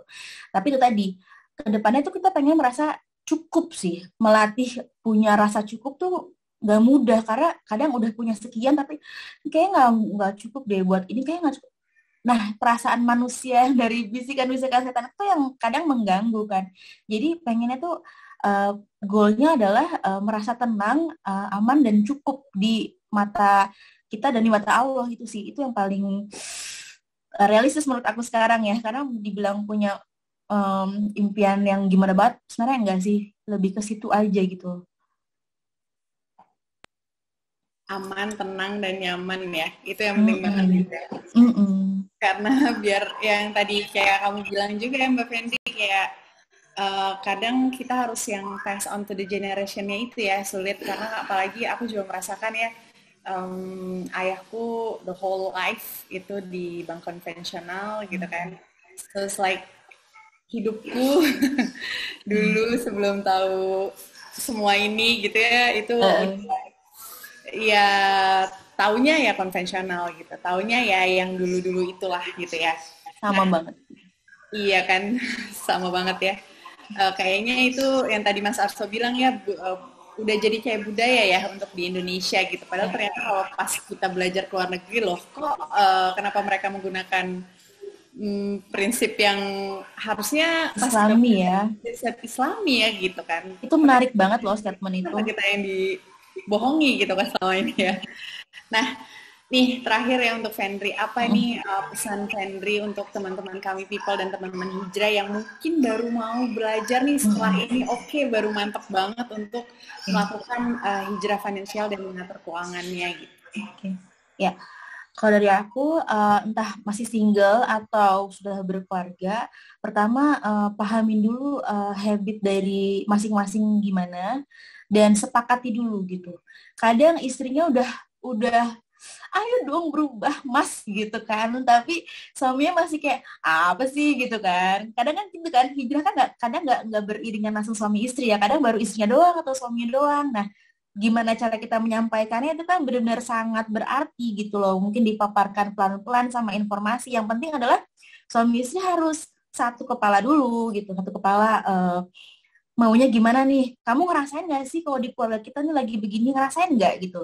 Kalau misalnya dia, iya kayak gini, coba enaknya gimana gitu? Diajak diskusi aja, enaknya gimana? Dan sebenarnya nggak harus mulai dengan yang ideal banget. Mungkin dimulai dari nggak tahu, tergantung prioritasnya juga gitu. Misalnya oke deh pelan-pelan kita naikin persenan amal gitu, oke gitu.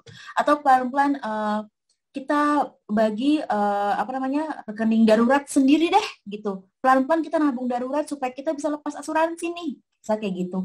Jadi masing-masing keluarga menurut aku punya kondisi yang beda dan nggak bisa langsung pas misalnya ngeliat postingan aku kayak aduh ini jauh banget dari gue, susah banget. Ya nggak apa-apa karena memang proses setiap orang tuh beda-beda gitu, kesanggupannya juga beda-beda. Yang penting adalah langkah-langkah kecil yang kita lakukan buat berubah jadi lebih baik dan lebih dekat sama Allah. Karena Allah kan nggak ngeliat hasilnya juga, ngeliatnya prosesnya gitu. Kalau emang niatnya kita ya Allah bantu dong, ini gimana nih supaya apa namanya supaya bisa lepas nih dari asuransi, tapi aku kok hatinya khawatir banget anak-anakku gimana kalau aku nggak ada asuransi bla bla bla.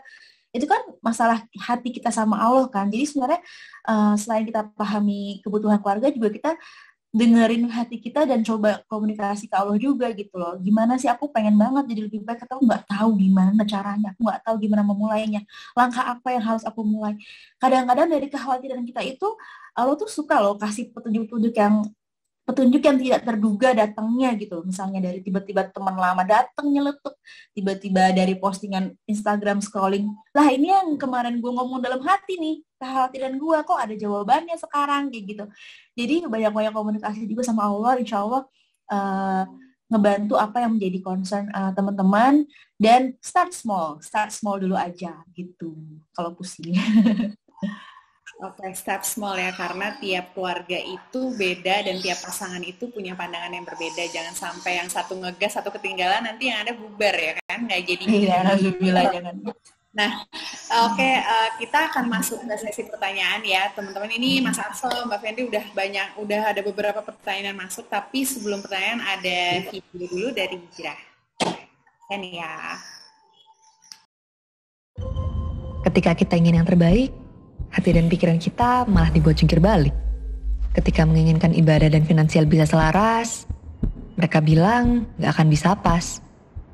Ketika ingin bebas dari riba, gak mungkin bisa lepas penuhnya. Bahkan jauh lebih riba katanya. Gak doyan bunga dibilang gak realistis.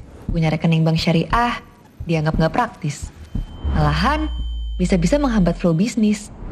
Tapi, apa kita akan berhenti dan menyerah gitu aja? Kita bisa pilih untuk maju terus, tetapkan ikhtiar di jalan yang lurus. Kini, ketenangan bermuamalah ada di depan mata. Ibadah dan finansial kini jalan beriringan, dan kesempatan meraih keberkahan dalam bertransaksi ada di genggaman. Hijrah Bank, tanpa riba, tanpa ribet.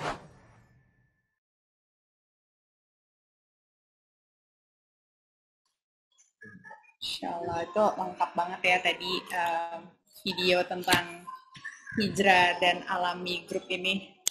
Aku tuh excited banget loh pas ada salah satu temanku yang minta ya kan, Ti ada alami Ti gini, Ti sekarang aku dialami Ti sekarang hijrah bank buruan, minta buruan tuh hijrah bank kapan?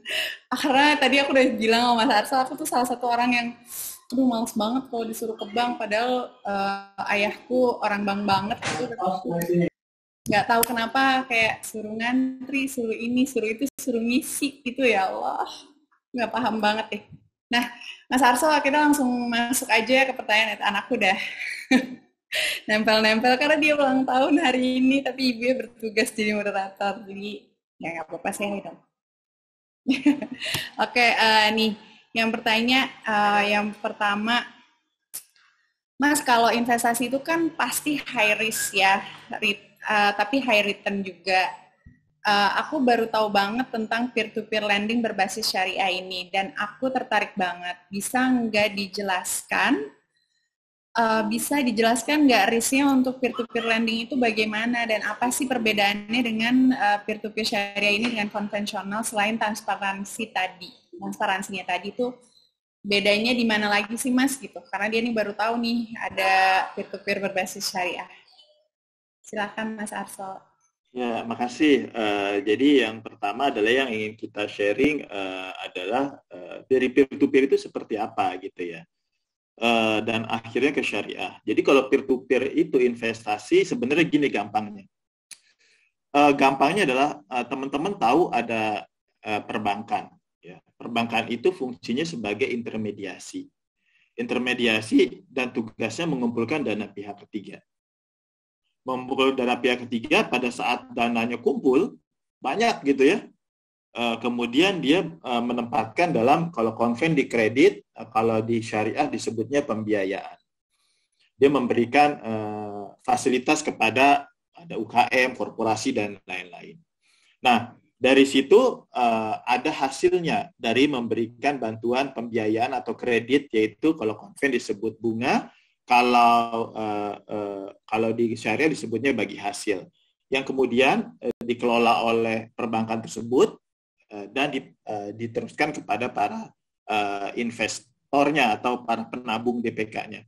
Nah, tapi di satu sisi, di situ ada bagian laba yang harus disimpan oleh bank.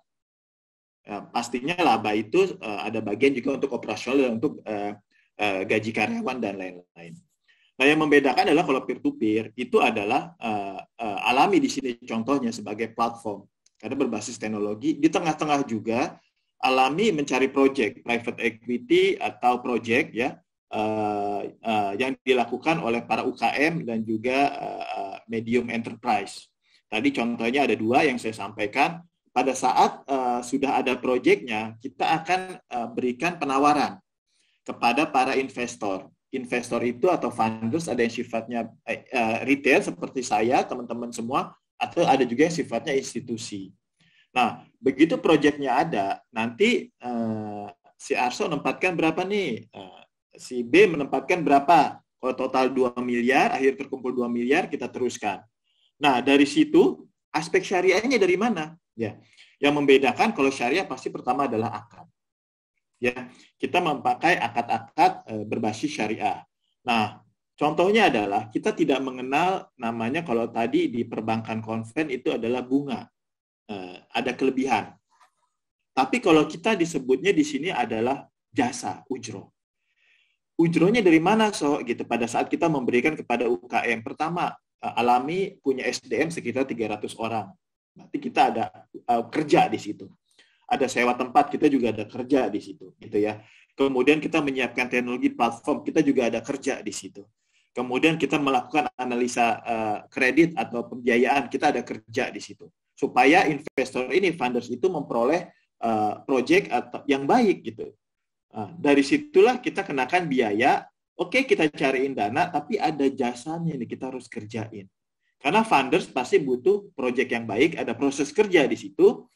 Jadi kita sebut di depan bahwa misalnya dia ada project 100 juta, ini ada biayanya 2 juta misalnya. Karena kita ada jasa-jasa yang disampaikan di depan. Sesungguhnya itu kita dalam bentuk rupiah, tidak dalam bentuk percentage. Tapi karena Indonesia lebih terbiasa dengan bentuk percentage atau persentase, jadi kita mempermudah ini seperti itu persentase. Dalam rupiah itu kita konversi menjadi dalam persentasenya berapa sih? Syariahnya di mana, gitu ya. Pertama tadi akadnya jelas. Kemudian yang membedakan lagi apa? Ya kalau kita lihat di industri syariah, karena kita invoice financing gitu ini ya, kadang-kadang pembayarannya lebih cepat seminggu, kadang-kadang terlambat 3 hari karena kan proses administrasi invoice gitu ya. Itu biasanya kalau yang bukan non syariah itu dapat bunga lagi atau kena denda lagi gitu. Kalau kita kan enggak. Jadi bismillah kita berupaya mendekatkan investasi kita peer to peer ini.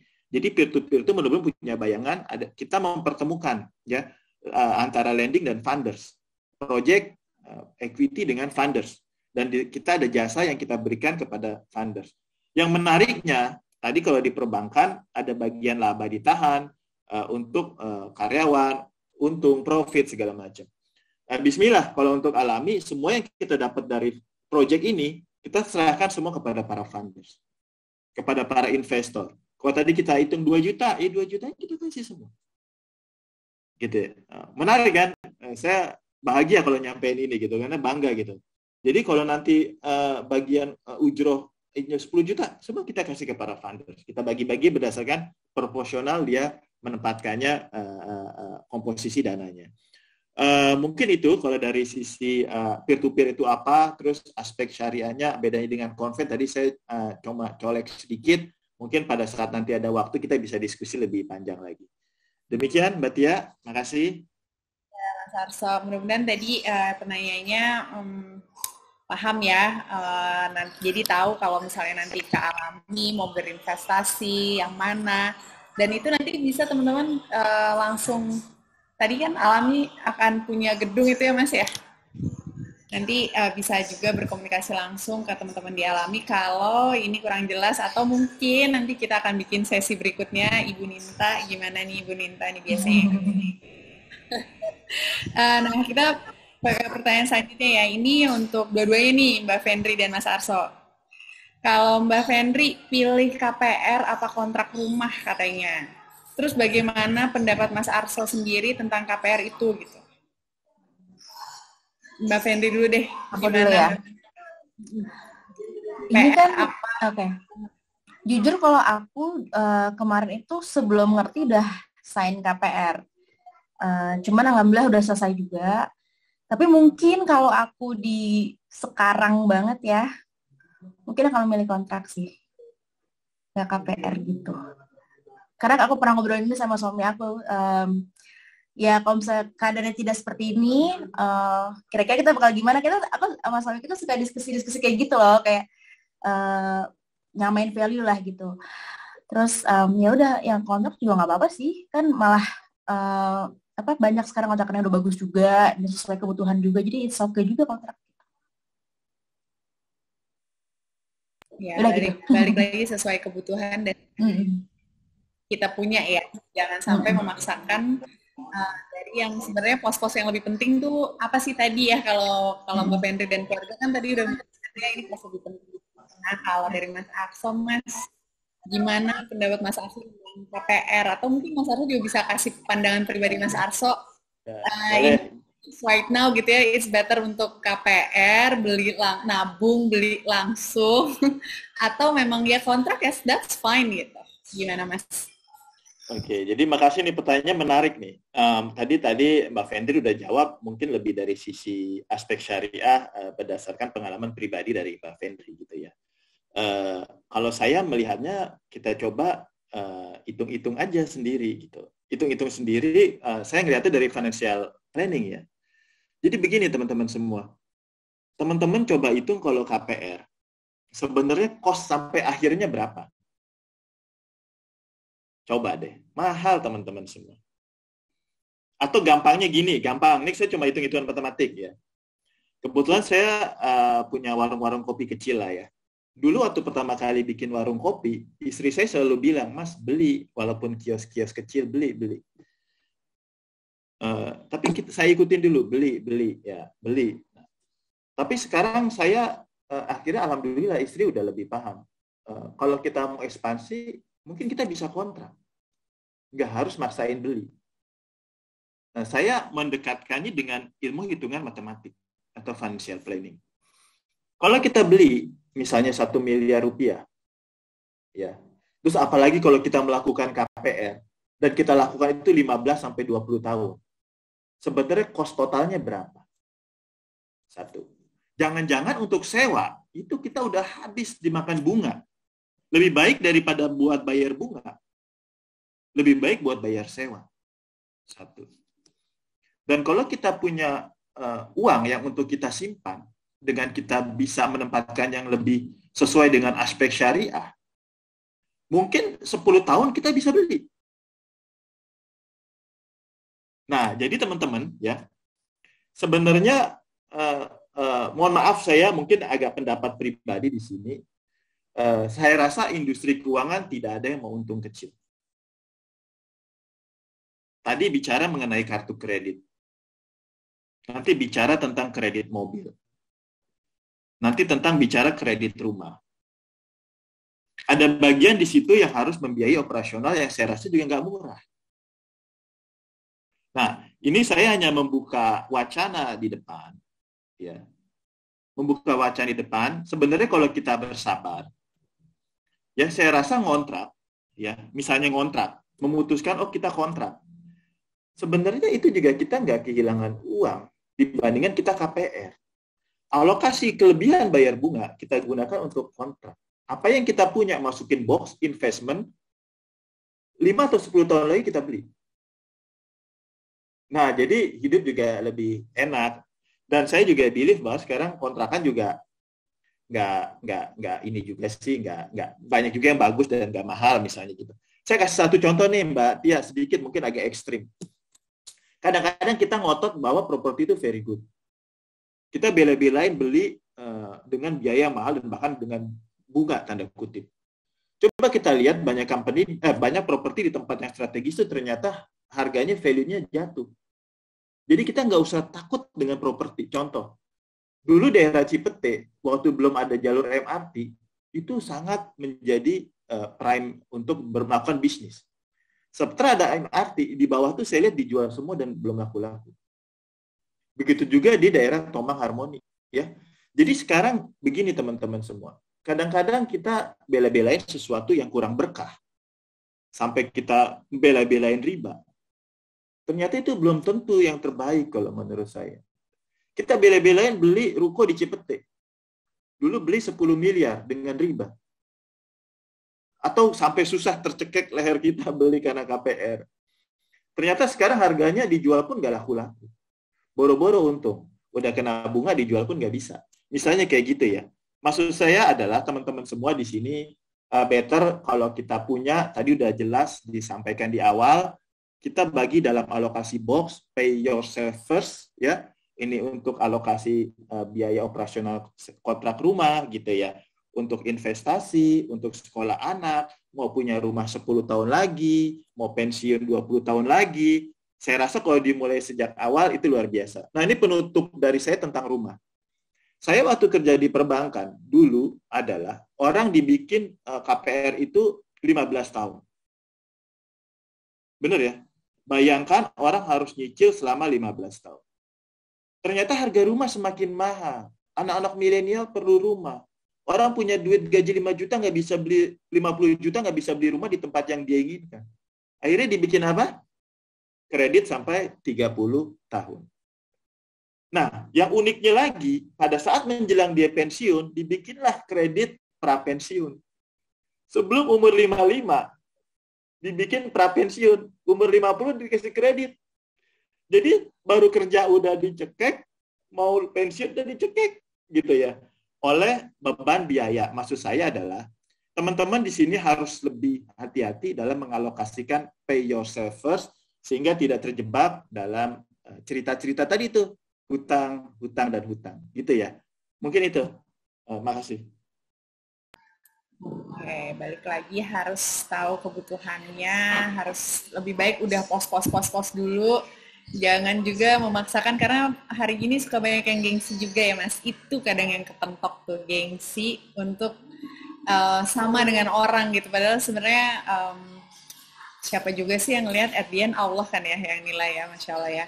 Nah, selanjutnya aku udah dikejar-kejar katanya, ayo ini udah mau habis waktunya. Mbak Fendri, box amal khusus biasanya diserahin kemana? Mbak Fendri punya pos khusus nggak sih gitu yang udah dijadwalkan, atau ada saudara yang butuh juga termasuk di box itu gitu. Jadi dia nanya nih Mbak Fendri, gimana nih kalau mungkin tadi yang sedekah itu juga ya gitu. Amalnya biasanya Mbak Fendri gimana?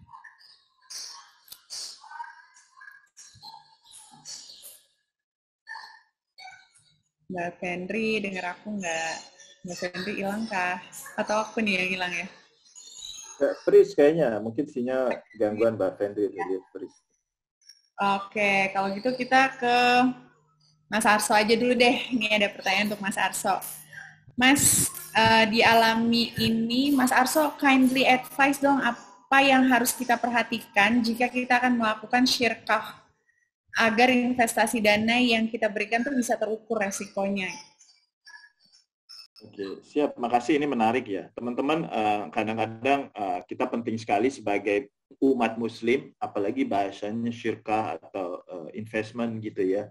Yang saya suka sedih yang muncul di media adalah ternyata yang dikelola berdasarkan syirkah atau investasi bersama itu banyak yang bodong dan bahkan gagal bayar. Yang pertama adalah teman-teman semua pastikan bahwa syirkah itu dikelola dengan profesional, atau bisnis bersama itu atau investasi dikelola dengan yang profesional. Tadi yang pasti transparan. Namun teman-teman semua, yang perlu kita garis bawahi, mungkin bahasa yang paling sederhana adalah karakter. Kalau orang memberikan atau bekerja bersama atau berinvestasi, yang paling penting adalah siapa yang mengelola itu adalah karakter. Karakter paling penting, ya, karakter paling penting. Dalam ilmu apapun, Islam, Barat, yang pertama kali dilihat adalah karakter dan juga capability. Nah, kalau kita kasih bayangan karakter, ya itu adalah kalau di dunia perbankan itu adalah menjadi syarat pertama karakter dalam menyalurkan kredit gitu dari perbankan. Kemudian kalau kita dari dunia investasi, termasuk Warren Buffett, apa yang paling penting buat dia? Kenali manajemennya. Ya kan selalu gitu kan? Kenali siapa manajemennya. Bagaimana dia mengambil keputusan. Jadi dialami sendiri, ini kita bahas sedikit tentang karakter. Ya. Pada saat kita memberikan pembiayaan atau mencari proyek atau memberikan facility ya kepada proyek UKM tersebut, atau kita selalu akan lihat pertama adalah siapa pemiliknya. Kemudian bagaimana historical dari UKM tersebut. Ya. Kemudian yang ketiga kita lihat karena kita banyak invoice, siapa yang memberikan pembayaran kepada UKM ini. Invoice-nya kita track benar atau enggak. Kita cuma ngelihat dari karakter nih. Kalau karakter yang pertama, pemiliknya itu kita lihat selama ini hubungan finansialnya dengan industri seperti apa. Apakah ada historical yang jelek tentang si leaders-nya atau manajemennya ini. Kemudian kita lihat lagi sosial medianya. Adakah cerita yang tidak baik tentang si owner-nya ini. Kemudian historicalnya lagi, misalnya proyek ini udah berjalan berapa lama. Selama ini pembayaran lancar atau tidak. Gitu ya dari proyeknya. Ya. Kemudian kalau dari sisi kondisinya lagi dari payernya, siapa yang membayar dari proyeknya ini. Tadi kita lihat ada Triputra Group, kita lihat ada Lazada Group. Jadi yang paling penting adalah teman-teman semua, pada saat kita bersyirkah atau kita akan berinvestasi, kita harus lihat end-to-end review. Dan ini balik yang pertama adalah karakter. Jadi kalau mau dibahas detail tuh, kalau dialami ada scoringnya lagi.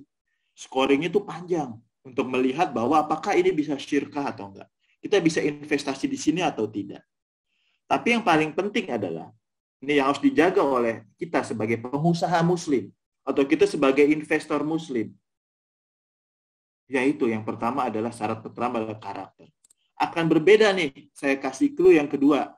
C yang berikutnya. Banyak perbankan, industri keuangan, atau apapun berharapnya dari C yang keempat. Langsung loncat, kolateral, jaminan. Ini yang bikin rusak. Fokus di jaminan itu bukan way out. Dan ini di sini jeleknya, menurut saya. Fokus di jaminan. Ini membuat industri keuangan investasi menjadi jelek. Memberikan fasiliti berdasarkan jaminan. Nah ini teman-teman semua, itu yang bisa saya kasih gambaran sebagai awal ya. Paling tidak kita memahami karakter minimum 5C, seperti melakukan pembiayaan kepada perusahaan atau UKM, tapi yang paling penting adalah di sini adalah karakter. Mungkin itu Mbak Tia, terima kasih. Mbak Fendri kayaknya udah online lagi, silakan. Mbak Fendri udah masuk. Maaf ya, tadi sinyalnya hilang tiba-tiba. Ini Mas Arso selalu padat, singkat, padat, jelas nih teman-teman. Berarti emang insya Allah sih nanti kalau teman-teman yang mau berinvestasi, ini alami insya Allah udah sangat aman. Dan karena tadi berarti sangat memperhatikan karakter itu ya Mas. Dan nggak boleh juga hanya, apa tadi yang paling Mas Arso tekankan, kolateral itu ya. Jaminan tuh nggak selalu jaminan yang benar kayaknya ya. Kalau karakter orangnya, karakter perusahaannya pun tidak baik ya kayaknya gitu ya. Nah, Mbak Fendri tadi ya menyambung yang tadi pertanyaan yang kita keputus itu, kamu tuh kalau amal itu ada proses khususnya nggak sih gitu? Terus apakah udah dijadwalkan? Amal ya gitu atau membutuhkan juga gitu? Sambungin dengan ini sekarang nyambungnya untuk Fendri dan Mas Arso nih yang pertanyaan disambungnya, gimana keuangan keluarga yang penghasilannya itu nggak tetap gitu. Dia pelaku UMKM. Kalau itu kan ya kayak Mbak Fendi juga ya dengan suami gitu. Tapi tadi untuk Amal udah pokoknya fix 20% cukup nggak cukup penghasilan hari itu, pokoknya 20% harus untuk Amal. Nanti Mas Arso juga tolong disambung ya Mas, gimana kalau untuk pelaku UMKM ini untuk kayak mempos-poskan tadi. Gitu. Oke. Aku ya, oke. Jadi untuk yang tadi box Amal, iya tadi aku ada post Amal sendiri. Tunggu aku baca lagi pertanyaannya. Oke. Nah, kita ngebiasain dengan adanya post Amal itu sebenarnya ngebiasain sedekah subuh ya.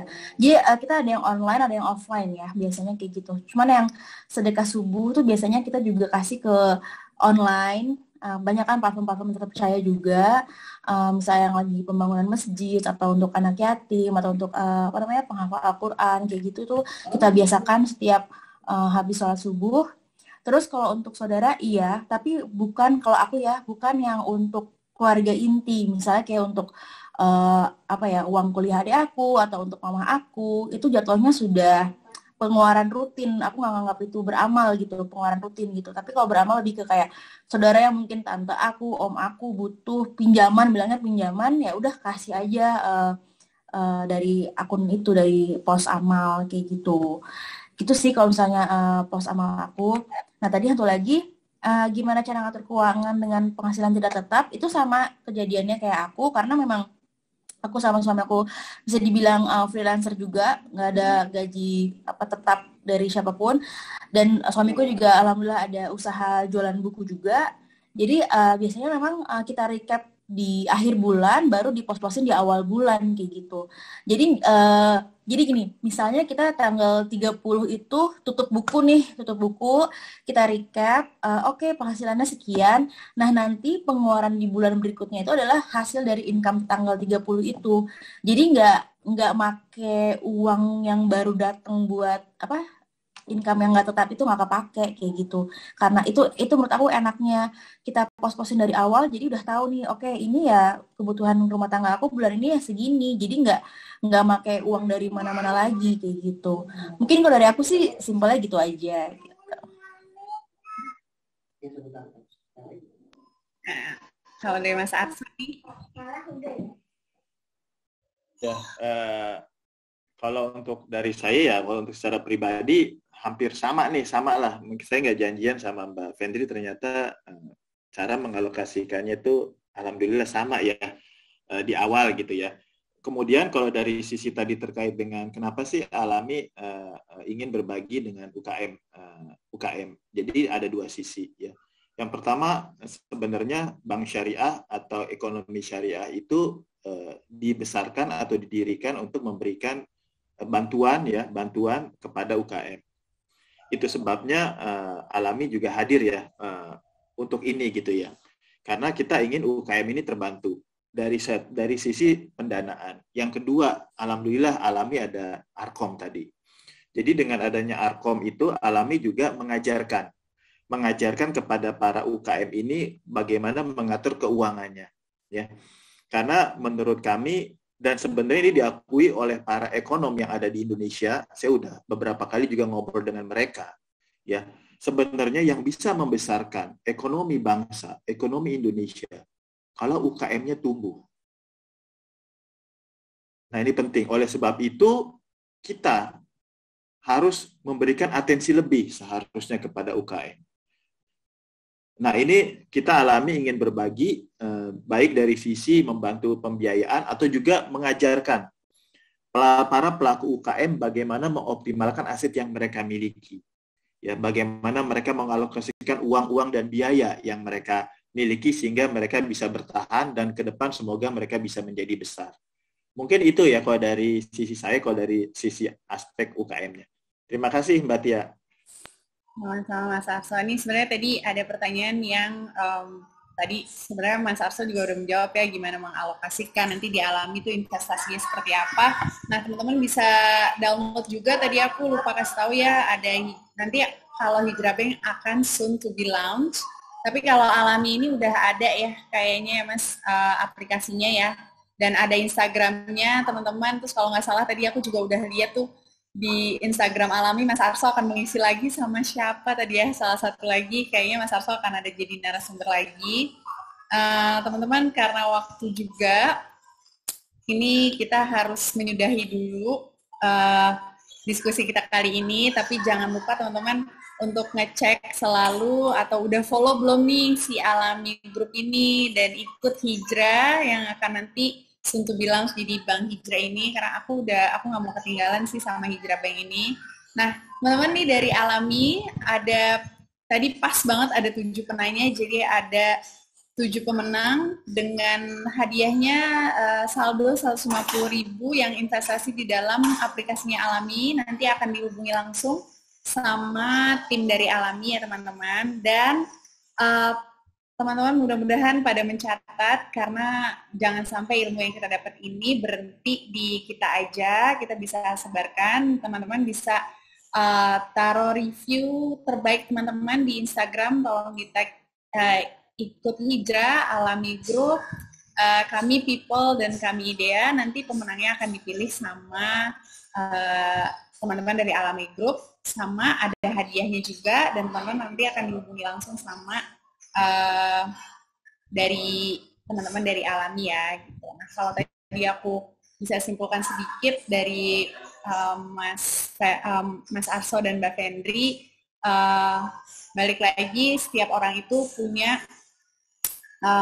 kebutuhan, kemampuan finansial masing-masing, tapi tadi Mas Arso sudah men-share ilmunya, sama kurang lebih dengan Mbak Fendri, baiknya itu sudah ada pos-posnya, pay yourself first gitu. Jadi tidak merasa berat, berapa persen pun yang kamu sisihkan untuk masing-masing pos itu tergantung dari kebutuhan masing-masing. Dan teman-teman bisa juga tadi kalau mau menambah penghasilan, Mas Arso juga udah kasih tahu ya, ada fixed income, ada yang alokasi kas, aset pertumbuhan, ada peer-to-peer, deposito, emas, saham pun juga nanti mungkin bisa belajar lebih banyak dengan teman-teman dari Alami Group ya, saham seperti apa sih, karena kalau aku aja tuh awalnya saham itu kayaknya ada nggak sih yang syariah saham tuh sebenarnya gimana gitu kan, masih banyak mungkin ya pertanyaan-pertanyaan kayak gitu, atau mudah-mudahan nanti di depannya kita punya waktu lagi untuk bahas lebih dalam sebenarnya investasi seperti apa yang baik sesuai dengan jalan syariah ini, sehingga we will have the financially barokah gitu. Jadi nggak cuman dapat uang, keluar uang, menyelesaikan semua kewajiban gitu, tapi bisa mencapai barokahnya in the hereafter life gitu. Nah, kita akan foto bersama ya, Ica ya. Oh teman-teman tadi kalau lihat jangan lupa ini yang ikut dapat voucher kode dari kami Idea, bisa digunakan, nanti akan dikirimkan juga di WhatsApp group. Mas Arso silahkan kalau mau beli buat istrinya juga bisa loh Mas. Jadi kan ini seperti perkenalan sama kami Idea ya, teman-teman yang belum pernah kenal kami bisa digunakan ini cuman di web atau di web ya Cak ya? Untuk di website aja, jadi nanti teman-teman bisa langsung kunjungi website kami di www.kamiidea.com. Nanti setelah pilih-pilih nih Kak koleksinya mana yang mau dibeli gitu dengan minimum order 250.000, nanti setelah langsung aja dimasukin ke ranjang dan di check out. Nah sebelum pemilihan shipping metodenya nanti bisa dimasukkan kode voucher kami Hijrah, K-nya besar dan hanya besar. Itu otomatis teman-teman sudah akan mendapatkan potongan sebesar 50.000 gitu. Oke, baik. Nanti untuk detailnya akan diinfokan di grup juga untuk semua teman-teman yang tadi sudah mendaftar, beserta juga dengan cara penggunaan kode vouchernya, Katia. Iya, nanti untuk Mas Arso dan Mbak Fendri akan dihubungi langsung Anita kali ya, di-share langsung gimana caranya. Nah, teman-teman, sekali lagi aku remind, jangan lupa follow Instagramnya Kami People, Kami Idea, ikut Hijrah, Alami Syariah, karena itu Alami Syariah paling, apalagi ya, banyak banget, tadi teman-teman masih banyak pertanyaan yang belum terjawab, di situ banyak banget ilmu yang bisa teman-teman ambil, sama tadi ada Arkom Accelerator juga sendiri ya, kalau nggak salah ya Mas, Arkom itu sendiri ya ininya. Nah, ya udah. Kita foto bareng dulu. Kita foto bareng dulu sebelum menyudahi semuanya. Ya, mungkin izin yang berkenan bisa menyalakan videonya ya, Bisa. Katia ya. Kita foto bersama nanti dibantu oleh tim dari operator ya untuk screenshot dari beberapa page nih. Soalnya alhamdulillah Masya Allah banyak teman-teman di sini yang sudah hadir. Jadi aku minta tolong untuk dinyalakan videonya. Mungkin untuk tim operator boleh. Nah, ini udah mulai kelihatan wajah-wajahnya. Oke, kita mulai dari yang page pertama ya, Katia ya. Oke, 1, 2, 3. Oke, lanjut ke page berikutnya. 1, 2. Oke, masih ada lagi. 1, 2. Oke, masih ada lagi? Udah ya? Oke, kayaknya udah semua nih. Iya. Masya Allah, makasih banyak semuanya teman-teman di sini, teman-teman hijrah, kami people. Makasih Mas Arso, Mbak Fendri. Mudah-mudahan ilmunya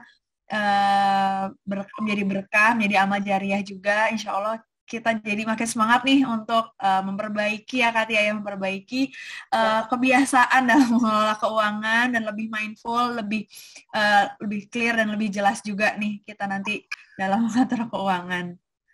Ya, mohon maaf lahir dan batin teman-teman kami people semua, teman hijrah, Mas Arso, Mbak Fendri, mohon maaf lahir batin. Terima kasih banyak atas waktunya di hari libur ini. Mudah-mudahan kita bisa bertemu offline ya suatu saat. Kayaknya lebih enak untuk diskusi. Mudah-mudahan kami meet up-nya bisa offline lagi. Karena kayaknya itu lebih seru deh kayak diskusi offline ya. Sekali lagi dari aku, mohon lahir dan batin. Sampai ketemu di kami meet up berikutnya. Tolong teman-teman pantengin kami people untuk info-info kegiatan kami people lainnya. Alami Hijrah juga banyak banget, itu kegiatannya udah terjadwal. Segitu aja dari aku. Terima kasih banyak. Assalamualaikum warahmatullahi wabarakatuh. Waalaikumsalam Waalaikumsalam warahmatullahi wabarakatuh. Terima kasih banyak. Terima kasih sehat banyak. semua ya Mbak Tia. Maaf lahir batin semuanya. Fendri, sehat-sehat. Terima kasih Mas Arso. Sampai ketemu lagi.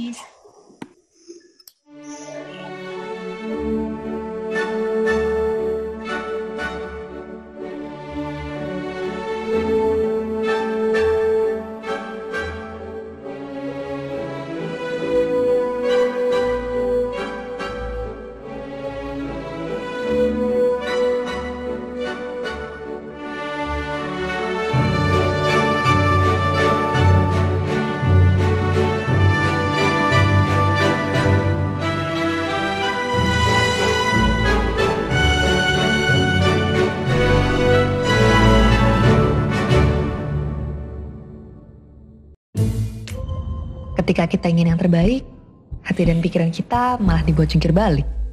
Ketika menginginkan ibadah dan finansial bisa selaras, mereka bilang gak akan bisa pas. Ketika ingin bebas dari riba, gak mungkin bisa lepas penuhnya. Bahkan jauh lebih riba katanya. Gak doyan bunga dibilang gak realistis. Punya rekening bank syariah dianggap gak praktis. Malahan bisa-bisa menghambat flow bisnis. Tapi apa kita akan berhenti dan menyerah gitu aja? Kita bisa pilih untuk maju terus, tetapkan ikhtiar di jalan yang lurus. Kini ketenangan bermuamalah ada di depan mata. Ibadah dan finansial kini jalan beriringan, dan kesempatan meraih keberkahan dalam bertransaksi ada di genggaman. Hijrah Bank, tanpa riba, tanpa ribet.